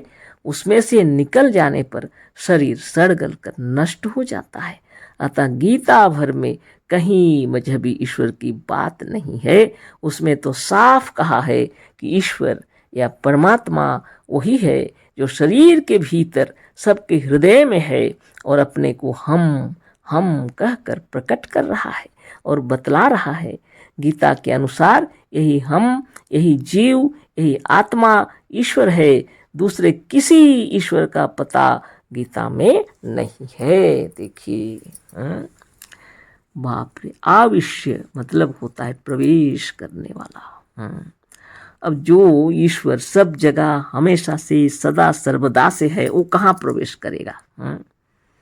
सदगुरु इतना सुंदर समझा दिए, यह जीव ही है जो इस शरीर रूपी ब्रह्मांड में प्रवेश करके इस शरीर का भरण पोषण करता है। सोच लीजिए, है ना। आगे लिखते हैं कि ये जो शरीर से निकल जाए तो यह शरीर क्या हो जाता है, सड़ गल कर नष्ट हो जाता है। इसको ईश्वर भी रक्षा नहीं कर सकते जो हमेशा सब जगह वर्तमान है। तो कितनी गलत बात है। इस मजहबी ईश्वर को लोग सब जगह हाजिर और नाजिर बताते हैं, है ना। सब जगह वर्तमान है बोलते हैं, सब में सर्वव्यापक है बोलते हैं। अब तो प्रत्यक्ष देख लीजिए, वह ईश्वर सब जगह व्यापक है तो शरीर में क्या, तीनों लोकों में गुरुदेव कहते हैं जितने मृतक शरीर जितने पड़े हुए हैं, क्यों पड़े हुए हैं, हाँ, ये तो सभी जीवित हो जाना चाहिए ना, है कि नहीं। हाँ? अब गुरुदेव की वाणी आगे पढ़ते हैं। अब प्रश्न यह है कि यदि मजहबी ईश्वर नहीं है और हमारे भीतर किसी हम का नाम ईश्वर है, जो ध्यान किसका करना होगा। गीता में जो ध्यान योग है वह किसके लिए है। ध्यान भी आत्मा का ही करने के लिए गीता में कहा गया है, दूसरे का नहीं। बताइए। ध्यान तो अपने आप का करना है। ध्यान होता है किसी मजहबी देवी देवता या मजहबी ईश्वर का नहीं। देखो गीता में कहा है कि शनै शनै रूप परमे दुविद्या धृति गृहीतया आत्मसंस्थं मनः कृत्वा न किंचिदपि चिंतयेत्। गीता अध्याय 6 है ना 25। धीरे धीरे धैर्य के साथ बुद्धिमानी से बाहर से लौटकर भीतर की ओर आवे और मन को आत्मा में स्थित करके किसी भी दूसरी वस्तु का चिंतन ना करे। इसको लोग क्या कहते हैं कि बिल्कुल चिंतन ही ना करें।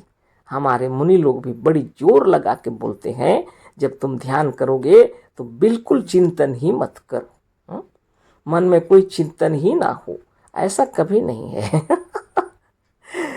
धैर्य पूर्वक धीरे धीरे बुद्धिमानी से बाहर से भीतर आओ और अपने मन में स्थित होकर किसी दूसरी वस्तु का चिंतन न करो। यतो यतो निश्चरति मनश्च ज्वलम स्थिरम ततस्तो निम्ययत्यात्मनेम वशंगनीति। गीता अध्याय 6:26।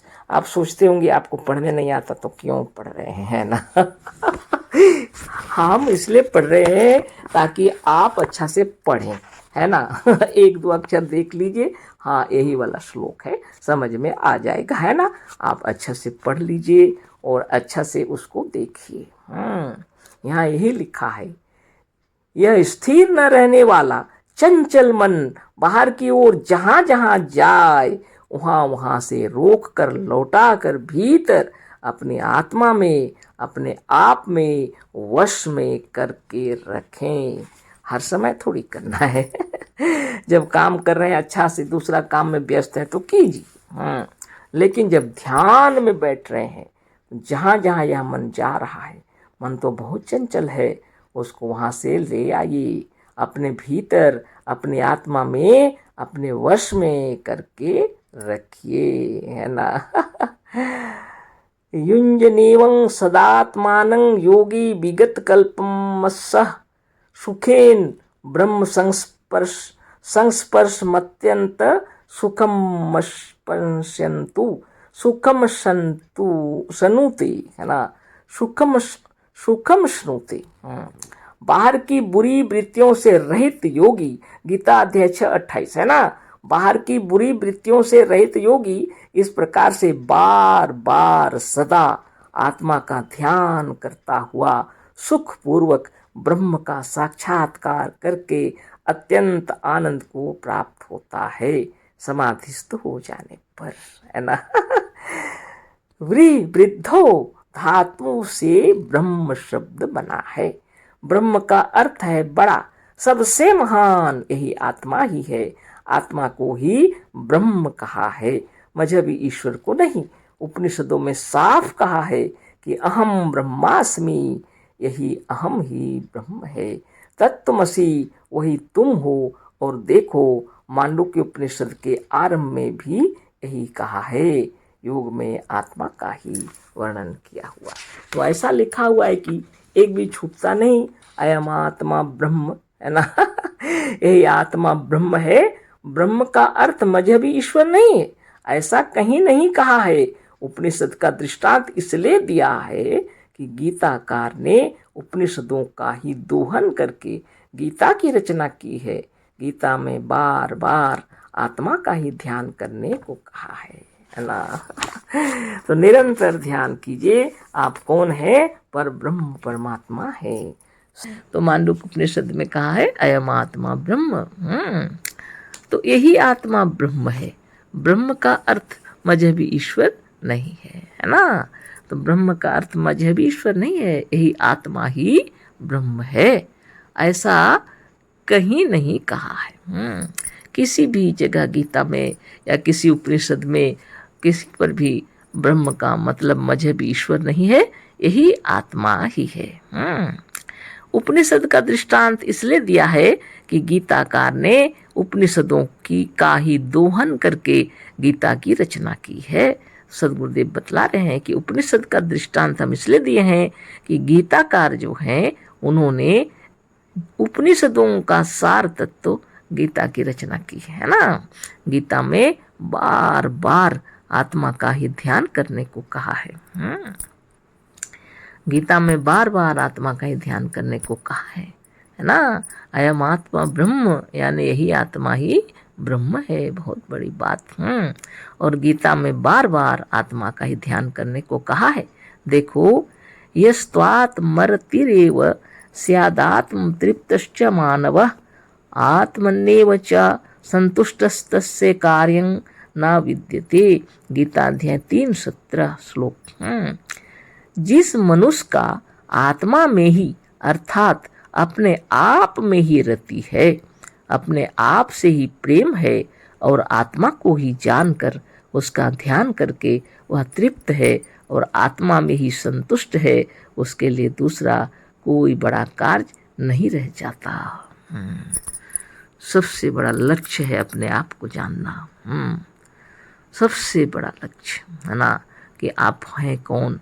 तो जिसका हृदय आत्मा में ही तृप्त है ना, जो अपने आप को जान लेता है, जिस मनुष्य का आत्मा में ही अर्थात अपने आप में ही रति है, अपने आप से ही प्रेम है और आत्मा को ही जानकर उसका ध्यान करके वह तृप्त है और आत्मा में ही संतुष्ट है, उसके लिए दूसरा कोई बड़ा कार्य नहीं रह जाता।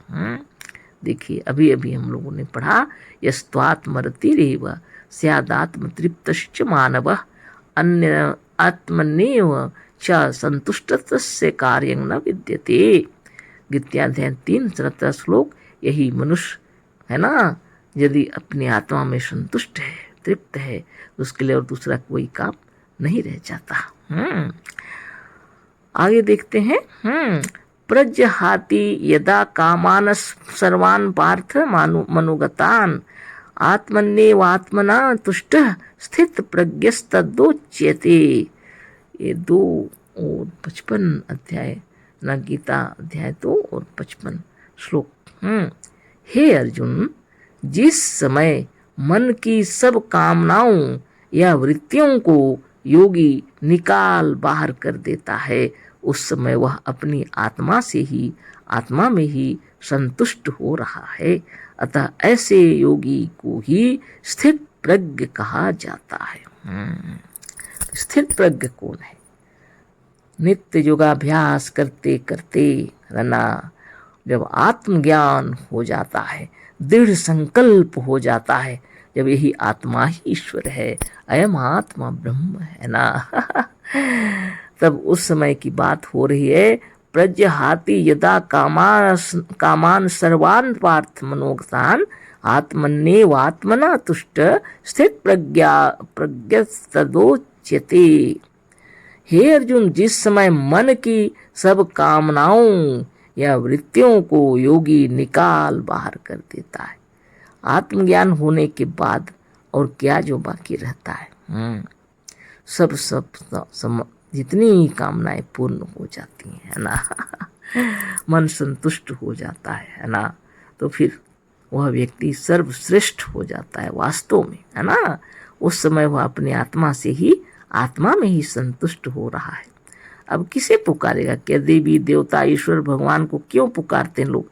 जब तक वो संतुष्ट नहीं है, उनकी कामनाएं पूर्ण नहीं है, तो वो लोग भगवान को, देवी देवताओं को, भूत प्रेतों को, सबको पुकारते हैं, है ना। तरह तरह के कार्य करते हैं। लेकिन जिसको ब्रह्म ज्ञान हो जाता है, आत्मज्ञान हो जाता है, उसकी सब कामनाएं तृप्त हो जाती हैं, है ना। और इच्छाएं भी अपने आप में सिमट जाती हैं, है ना। वो आत्म संतुष्ट हो जाता है ना। वो तो आत्म विभोर हो जाता है, आनंद विभोर, है ना। ऐसे ही व्यक्ति को, योगी को स्थित प्रज्ञ कहा जाता है। लिखा हुआ है, कितना सुंदर। हे अर्जुन, जिस समय मन की सब कामनाओं या वृत्तियों को योगी निकाल बाहर कर देता है, स्वतः निकल जाएंगे। जब आपको ब्रह्म ज्ञान हो जाएगा, कहाँ का ईश्वर और परमेश्वर और देवी और देवता, यमराज और जमदूत और स्वर्ग और नरक, सब चीज निकल जाएगा, है ना। जब आपको सच्चा ज्ञान हो जाएगा, आपकी आत्मा ही ब्रह्म है, तो आप अपने आप में मग्न हो जाएंगे, है ना। तो ऐसे ही योगी को स्थित प्रज्ञ कहा जाता है। सदगुरुदेव कोष्ठक में दिए हैं, हरे राम हरे कृष्ण कह करके नाचने कूदने वाले को नहीं, है ना। हरे राम हरे कृष्ण कह करके जो नाचते कूदते हैं, उनको स्थित प्रज्ञ नहीं कहा जाता। स्थित प्रज्ञ तो वह है जो अपने में संतुष्ट है, आत्म विभोर है ना। और देखो, कहते हैं आगे लिखे हैं गुरुदेव, और भी देखो, योगी युंजचीत सततमात्मान रहसी स्थित एकाकी यच्चित्तात्मा निराशीर परिग्रह। गीताध्यक्ष श्लोक 10। वह योगी जिसका चित्त आत्मा को छोड़ किसी दूसरी ओर नहीं जाता है। कैसे जाएगा? जब ब्रह्म ज्ञान हो गया, ब्रह्म ज्ञान होने के बाद जब आपको मालूम हो गया कि आप देवताओं के भी देवता हैं, देवाधिदेव महादेव हैं, आपको मालूम हो गया आप पर ब्रह्म परमात्मा है, ये आत्मा ही ब्रह्म है, सब मालूम हो गया, तो आप किसको पुकारेंगे? किसकी तरफ दौड़ेंगे? क्या आवश्यकता है? तब तो आप अपने आत्मा में तल्लीन हो जाएंगे, है ना। तो यही लिखा हुआ, योगी युंज जीत सततमात्मान रहसी स्थित एकाकी यच्चित्तात्मा निराशीर परिग्रह, है ना। वह योगी जिसका चित्त आत्मा को छोड़ किसी दूसरी ओर नहीं जाता, और जो किसी दूसरे देवी देवता या मजहबी ईश्वर की आशा या भरोसा नहीं करता, और जो सिवा अपनी कमाई के किसी दूसरी की ईश्वरी दान दक्षिणा और भीख की आशा नहीं रखता, वह योगी सर्वथा अकेला होकर एकांत में स्थित हो निरंतर आत्मा का ही ध्यान करें। और भी देखो आगे लिखे, है ना। तो कितनी बड़ी बात है ना। जब ब्रह्म ज्ञान हो जाएगा तो कौन देवी देवता और मजहबी ईश्वर को पुकारेगा? कौन दूसरे की कमाई की भरोसा करेगा? हाँ, क्या आवश्यकता है? देखो कितना सुंदर लिखे हैं सदगुरुदेव, वह योगी जिसका चित्त आत्मा को छोड़ किसी दूसरी ओर नहीं जाता, और जो किसी दूसरे देवी देवता या मजहबी ईश्वर की आशा या भरोसा नहीं करता, और जो सिवा अपनी कमाई के किसी दूसरे की ईश्वरी दान दक्षिणा और भीख की आशा नहीं रखता, वह योगी सर्वथा अकेला होकर एकांत में स्थित हो निरंतर आत्मा का ही ध्यान करे। वो तो निश्चित रूप से एकांत में ध्यान करते हैं, है ना। समय समय पर ध्यान करते हैं, है ना। कितनी बड़ी बात है। तो इस तरह से गीता में हम लोगों ने देखा कि कहीं भी मजहबी ईश्वर का वर्णन ही नहीं है। अब देखें और भी है।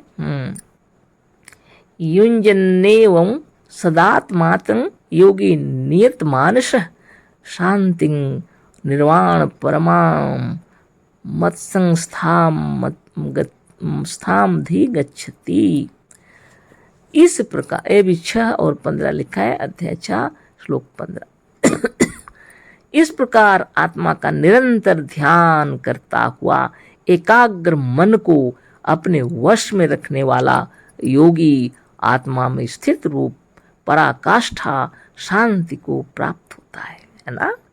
युंजनेवं सदात्मातं योगी नियत मानस शांति निर्वाण परमांग सत्संग मत्संस्थाम अधिगच्छति, है ना। इस प्रकार आत्मा का निरंतर ध्यान करता हुआ एकाग्र मन को अपने वश में रखने वाला योगी आत्मा में स्थित रूप पराकाष्ठा शांति को प्राप्त होता है।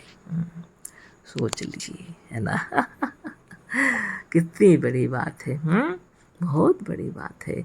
आप ध्यान से ध्यान कीजिए। जब आपका मन एकाग्र होकर अपने में स्थित हो जाता है ना, तो परम शांति माने पराकाष्ठा लिखे गुरुदेव, स्थित रूप पराकाष्ठा शांति को प्राप्त होता है। सर्वोच्च शांति, है ना, अखंड शांति, है ना। परम शांति को प्राप्त होता है। जिसके लिए दुनिया तरस रही है, उसी के लिए इतना जो हो रहा है शांति की प्राप्ति के लिए। और वह योगी निरंतर ध्यान करते हुए अपने में स्थित होकर, वह स्थित प्रज्ञ जो योगी है शांति में अपने आप में तलीन हो जाता है और स्वरूपस्थ हो जाता। तो इस तरह की बात है। युंजनेवं सदात्मातं योगी नियत मानस शांति निर्वाण परमांग मत्संस्थाम अधिगच्छति। अच्छा और 15, इस तरह से गीता में बार बार आत्मा का ही ध्यान करने के लिए कहा है। बार बार गीता में कहा है आत्मा का ही ध्यान करने के लिए। लेकिन इसी गीता को पढ़ करके लोग कुछ समझ नहीं रहे। कितनी दुख की बात है। गीता भर में कहीं किसी मजहबी भगवान का ध्यान करने के लिए नहीं कहा है, फिर भी गीता के पढ़ने वाले इसे क्यों नहीं समझते, यह एक बड़े आश्चर्य की बात है। स्वयं सद्गुरुदेव लिखे हैं। इस तरह से गीता में बार बार आत्मा का ही ध्यान करने के लिए कहा है। गीता भर में कहीं किसी मजहबी भगवान का ध्यान करने के लिए नहीं कहा है, फिर भी गीता के पढ़ने वाले इसे क्यों नहीं समझते, यह एक बड़े आश्चर्य की बात है। आप सोचिए, आपको आश्चर्य लग रहा है कि नहीं? हाँ, आश्चर्य की बात ही है ना। इसी गीता को पढ़ करके लोग नाच रहे हैं हरे रामा हरे कृष्णा कर करके। और इसी गीता में कहीं पर भी नहीं लिखा है, यहाँ तो ध्यान करने के लिए लिखा है। स्थित प्रज्ञ हो जाओ बोल रहे हैं, एकाग्रचित से ध्यान करो। जो योगी अपनी आत्मा में स्थित होकर के एकाग्रचित होकर के ध्यान मग्न हो जाता है, उसको स्थित रूप पराकाष्ठा शांति प्राप्त होता है। कितनी उच्च कोटि की बात है। आगे पढ़ते हैं। बात यह है कि मजहबी झूठी कथाओं ने मनुष्यों के मस्तिष्क को इतना खराब कर डाला है कि उसे स्वतंत्र विचार करने योग्य ही नहीं रखा है। गुरुदेव क्या लिखे हैं, इस गीता को पढ़ करके भी, है ना, लोग मजहबी भगवान का ध्यान करते हैं। इसका कारण बता रहे हैं, क्योंकि मजहबी झूठी कथाओं को सुन सुनकर मनुष्यों का मस्तिष्क बिगड़ गया है। लोगों ने उनके मस्तिष्क को इतना खराब कर दिया है कि स्वतंत्र विचार करने के योग्य ही नहीं रखा। जो वो सुनते हैं, जो सुन रहे हैं, बस हो गया, उसी पर चलते हैं। विचार करने की ताकत खत्म हो गई, भीतर से कोई वृत्तियां उत्पन्न ही नहीं होती। जिसने जो कह दिया कह दिया, यही चल रहा है। मजहब के अंदर ऐसा ही होता है। सिर्फ अपने सनातन धर्म में होता है ऐसी बात नहीं है, सभी ऐसे ही कर रहे हैं। और सनातन बोलने से तो पूरे विश्व के जितने जीव जंतु सनातन में आ जाते हैं। कौन ऐसा है जो तन में सने हुए इस आत्मा के विषय में चिंतन नहीं करता? पशु पक्षी कीट पतंग जितने जीव जंतु हैं, सब सुबह से लेकर शाम तक अपने खाने पीने की व्यवस्था के लिए दौड़ लगाते रहते हैं, है ना। उन्हें कुछ पता नहीं कि मंदिर मस्जिद गिरजा गुरुद्वारा जा करके पूजा पाठ करें, कि नमाज पढ़ें, कि गिरजा करें, कि उपवास व्रत करें। ये सब कुछ कामों नहीं करते हैं। इसी तन में सने हुए इस ब्रह्म की उपासना करते हैं। वो भूख लगती है तो भोजन की तलाश करते हैं, प्यास लगती है तो पानी पीते हैं, है ना। ऐसे वैसे ये जीव जंतु जितने हैं, और मनुष्य सबसे श्रेष्ठ, ये सृष्टि का रत्न है। लेकिन यह क्या किया है बताइए? इतने वेदों की रचना किए, इतने उपनिषदों की रचना किए, इतने शास्त्रों की रचना किए, लेकिन फिर भी किसी काम के नहीं। जहाँ कोई नामो निशान नहीं है ईश्वर का, जिसका उसको ले लेकर के नाच रहे हैं। बताइए कितनी विचित्र बात है। कारण क्या है? क्योंकि इनका मस्तिष्क जो है इतना खराब हो गया, मजहबी झूठी कथाओं को पढ़ करके, सुन करके, कथा सुन सुन करके वो स्वतंत्र विचार नष्ट हो गया उनका, है ना। अब फिर से ध्यान करना शुरू कीजिएगा तो मनोमस्तिष्क के अंदर में ताजगी उत्पन्न होगी, वीरता उत्पन्न होगी, ध्यान करने लगेंगे तो ताकत उत्पन्न होगी, है ना। और आप विचार करेंगे, आपने ईश्वर को बाहर में ऐसा मान लिया, आप इतना भयभीत होते हैं, उसके विरुद्ध में एक शब्द भी नहीं बोलना चाहते, है ना।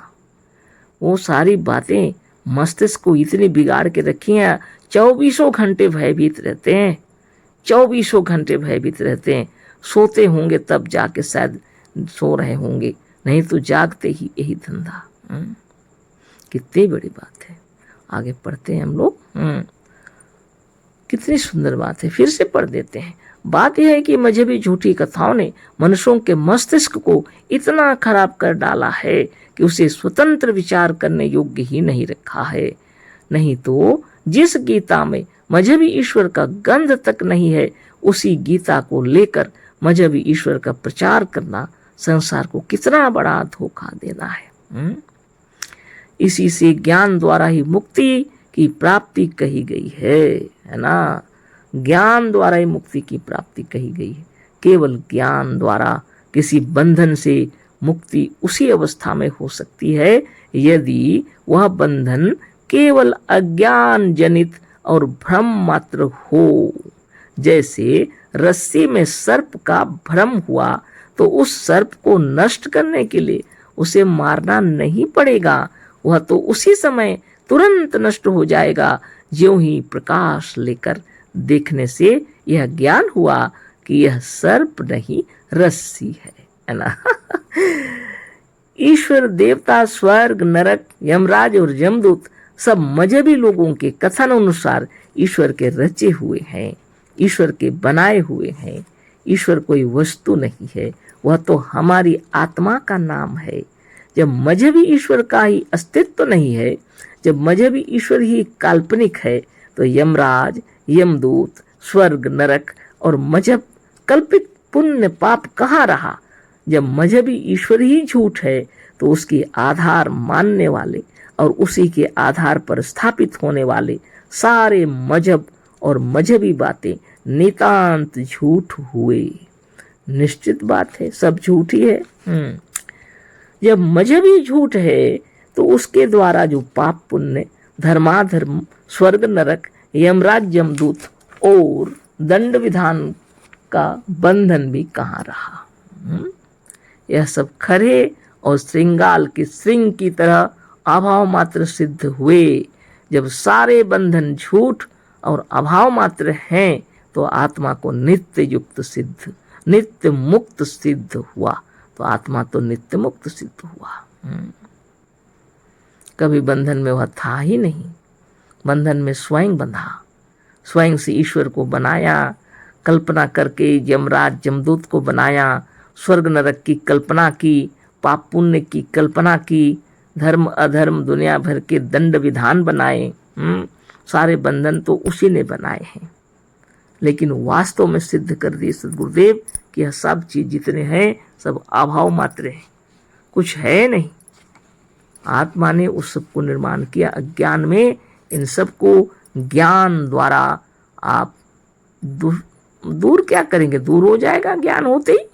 जैसे भ्रम से सर्प ही रस्सी की माने रस्सी ही सर्प की तरह दिख रहा था, जैसे आपने प्रकाश में लाइट मारा, बस पता चल गया, वो भय भी खत्म हो गया और कोई मारने की आवश्यकता ही नहीं पड़ी, क्योंकि वह तो सर्प ही नहीं रस्सी है। इसी तरह की बात है। बंधन जो है वह तब तक है जब तक इसे अपने महत्व का, अपने गौरव का, अपने स्वरूप का ज्ञान नहीं है।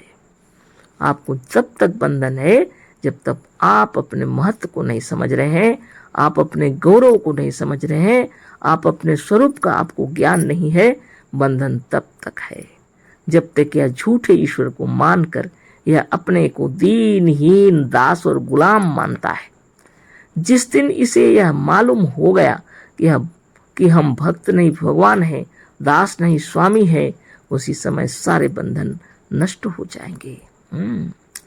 दंड देने वाले ईश्वर की और यमदूत, यमराज और नरक की कल्पना हमने स्वयं अज्ञान के कारण कर ली थी, अतः ज्ञान होते ही यह नष्ट हो जाते हैं।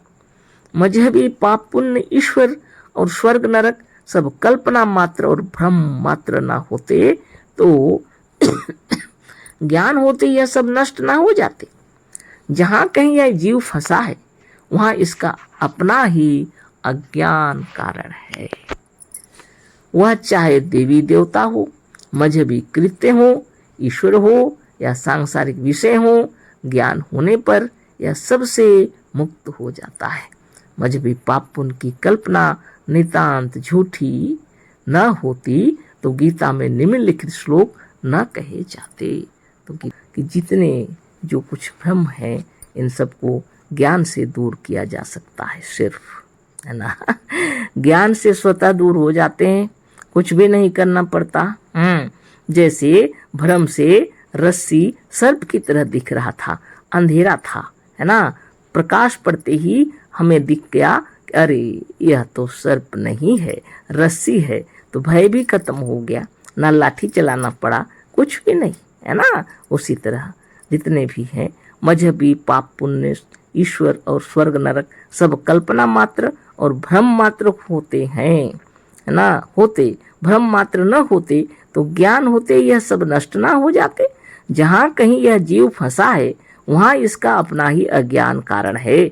वह चाहे देवी देवता हो, मजहबी कृत्य हो, मजहबी कृत्य होते हैं न, यज्ञ हवन पूजन व्रत उपवास, जितना तरह तरह के कर्म कांड, है ना, ये सब कुछ भी जितना जो हो रहा है अज्ञान है। ईश्वर हो या सांसारिक विषय हो, ज्ञान होने पर यह सबसे मुक्त हो जाता है। मजहबी पाप पुण्य की कल्पना नितांत झूठी न होती तो गीता में निम्नलिखित श्लोक न कहे जाते। देखिए गीता में लिखा है, अपि चेदसि पापेभ्य सर्वेभ्य पाप कृततमः सर्व ज्ञान पल्लवेनैव वृत्तिनं संतरिष्यसि। गीता अध्याय 4:36 श्लोक, है ना। अर्थ है, चाहे तो सब पापियों में भी बहुत अधिक पाप करने वाला है तो भी ज्ञान रूपी नौका द्वारा निश्चित रूप से सब पापों को तर जाएगा। इसलिए आगे भी लिखा है, ना ही ज्ञानेन सदृशं पवित्रामिह विद्यते तत स्वयं योग संसिद्ध कालेनात्मनि बिंदती ना। गीता अध्याय 4 श्लोक 38।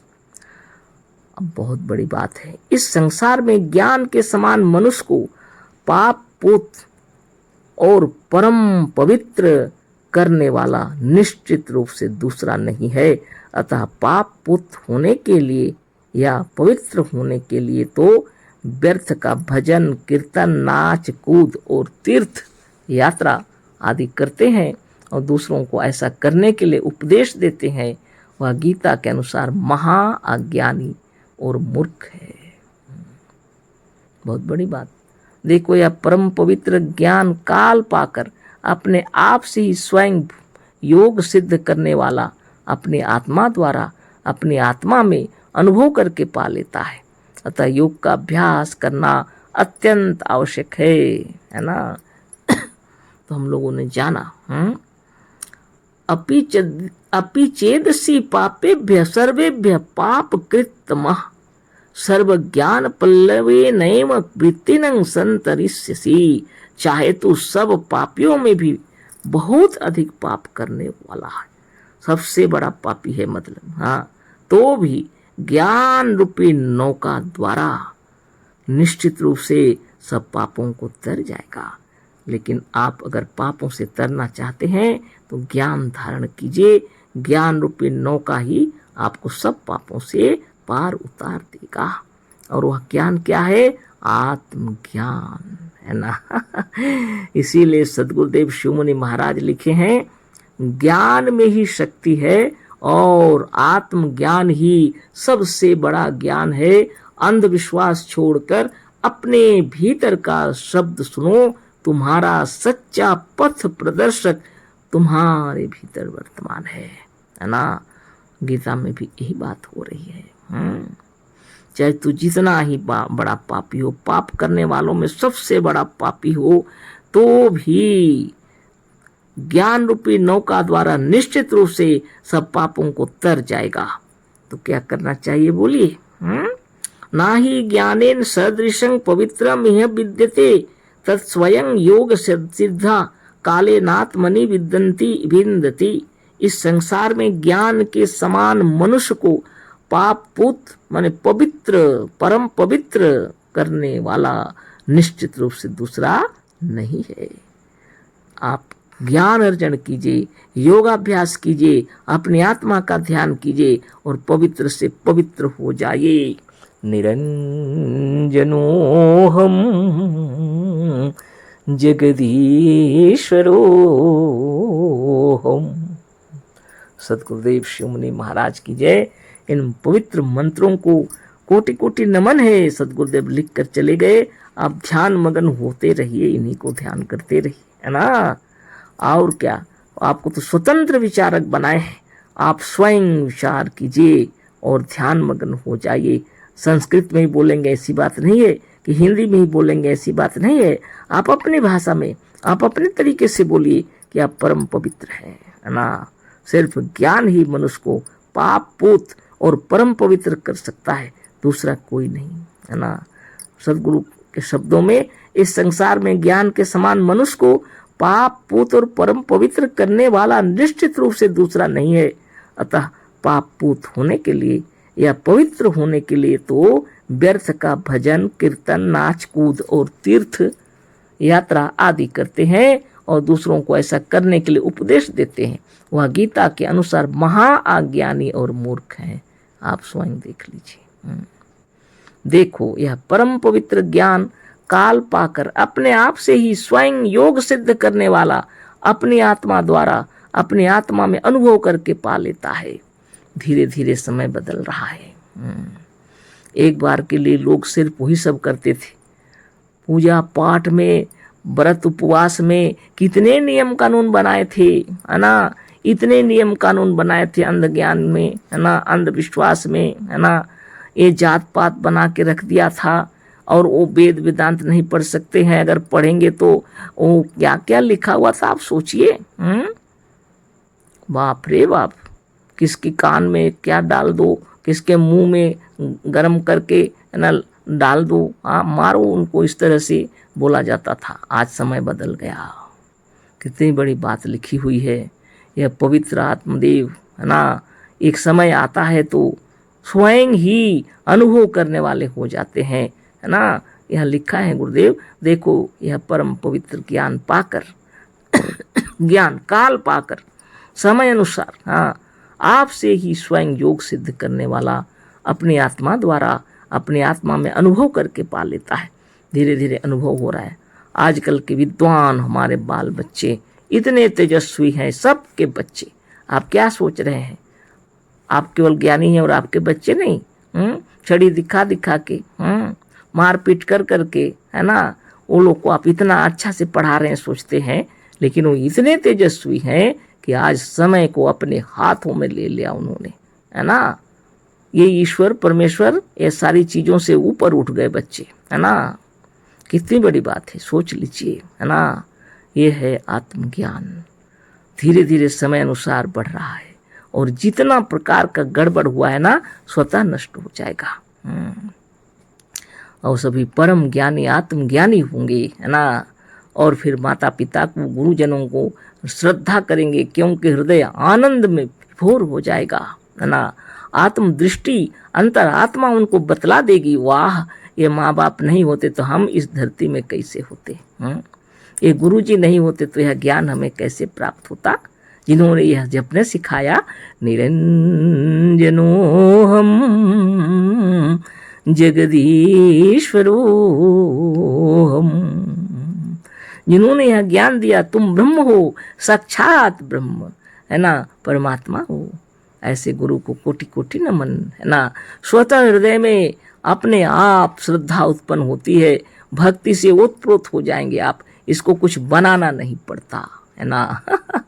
ऐसे गुरु को कोटि कोटि नमन है। और आप सभी श्रोता वृंद, आप सभी ब्रह्म ज्ञानी, आप सबको मेरा कोटि कोटि नमन है। ये अंतिम थोड़ा सा लिखा हुआ है, इसको इसमें आज हम लोग पूरा कर देते हैं और गीता का मर्म पूरा हो गया वास्तव में। लेकिन हम लोग को ध्यान और तपस्या द्वारा तल्लीन हो जाना है, स्वयं डूब जाना है अपने में, है ना।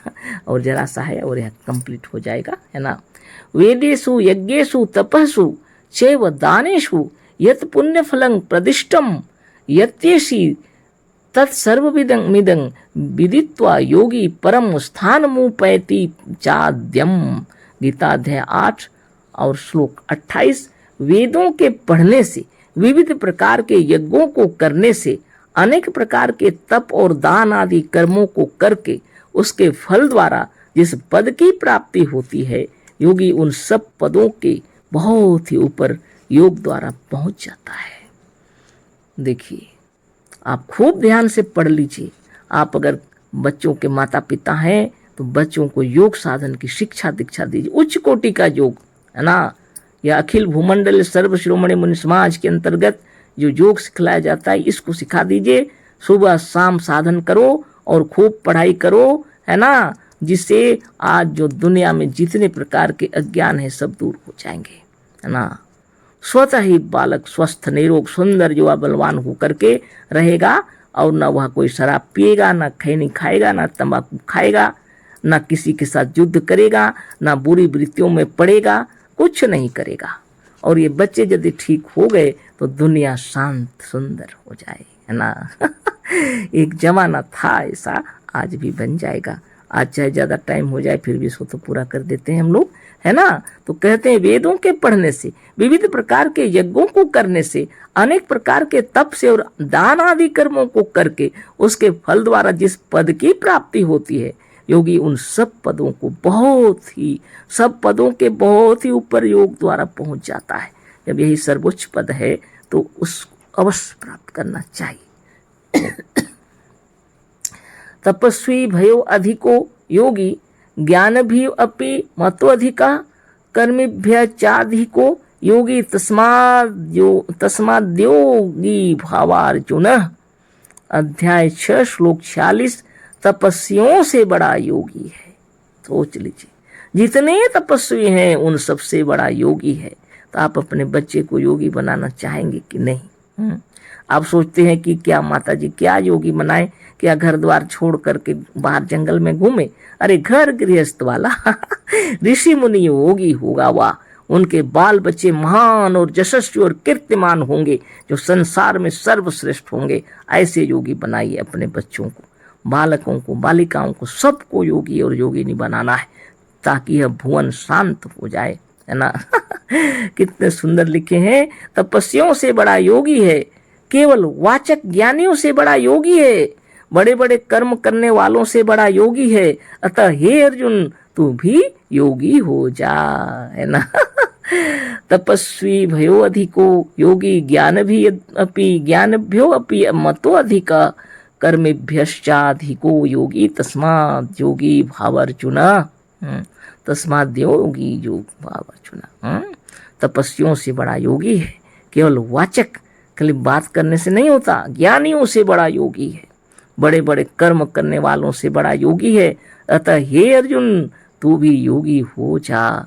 तो हमारे विश्व में जितने बाल बच्चे परिवार हैं, हम सबको योग करना चाहिए। हम लोग माता पिता हैं तो भी योग करना है, दादा दादी हैं तो हम लोग का काम है अपने नाते पोती सबको योग शिक्षा दान दीक्षा करेंगे, 24 घंटा ध्यान मगन रहेंगे, है ना।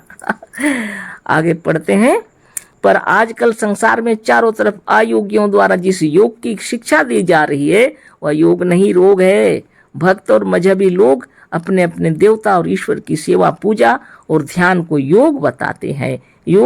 जो योग नहीं पाप है, योग सिद्धांतों के नितांत विरुद्ध है। अनेक प्रकार के आसन और प्राणायाम जो प्रचलित है वह भी बहुत ही हानि पहुंचाने वाले हैं। ये हो गया समाप्त। तो आप निरंतर शुद्ध बुद्ध निर्मल पवित्र परम पवित्र होकर योग साधन कीजिए। अपने बाल बच्चों को, अपने नाती पोती को सब योग साधन सिखलाइए। सभी योगी होइए। इस विश्व को योगमय करना है ना। तो गीता का मर्म तो सद्गुरुदेव बतला दिए। अब अपने मर्म को पवित्र करना है। तो आज के लिए इतना ही। अशेष धन्यवाद। कोटिशः नमन। सप्रेम जय जीव। सद्गुरुदेव शिव मुनि महाराज की जय।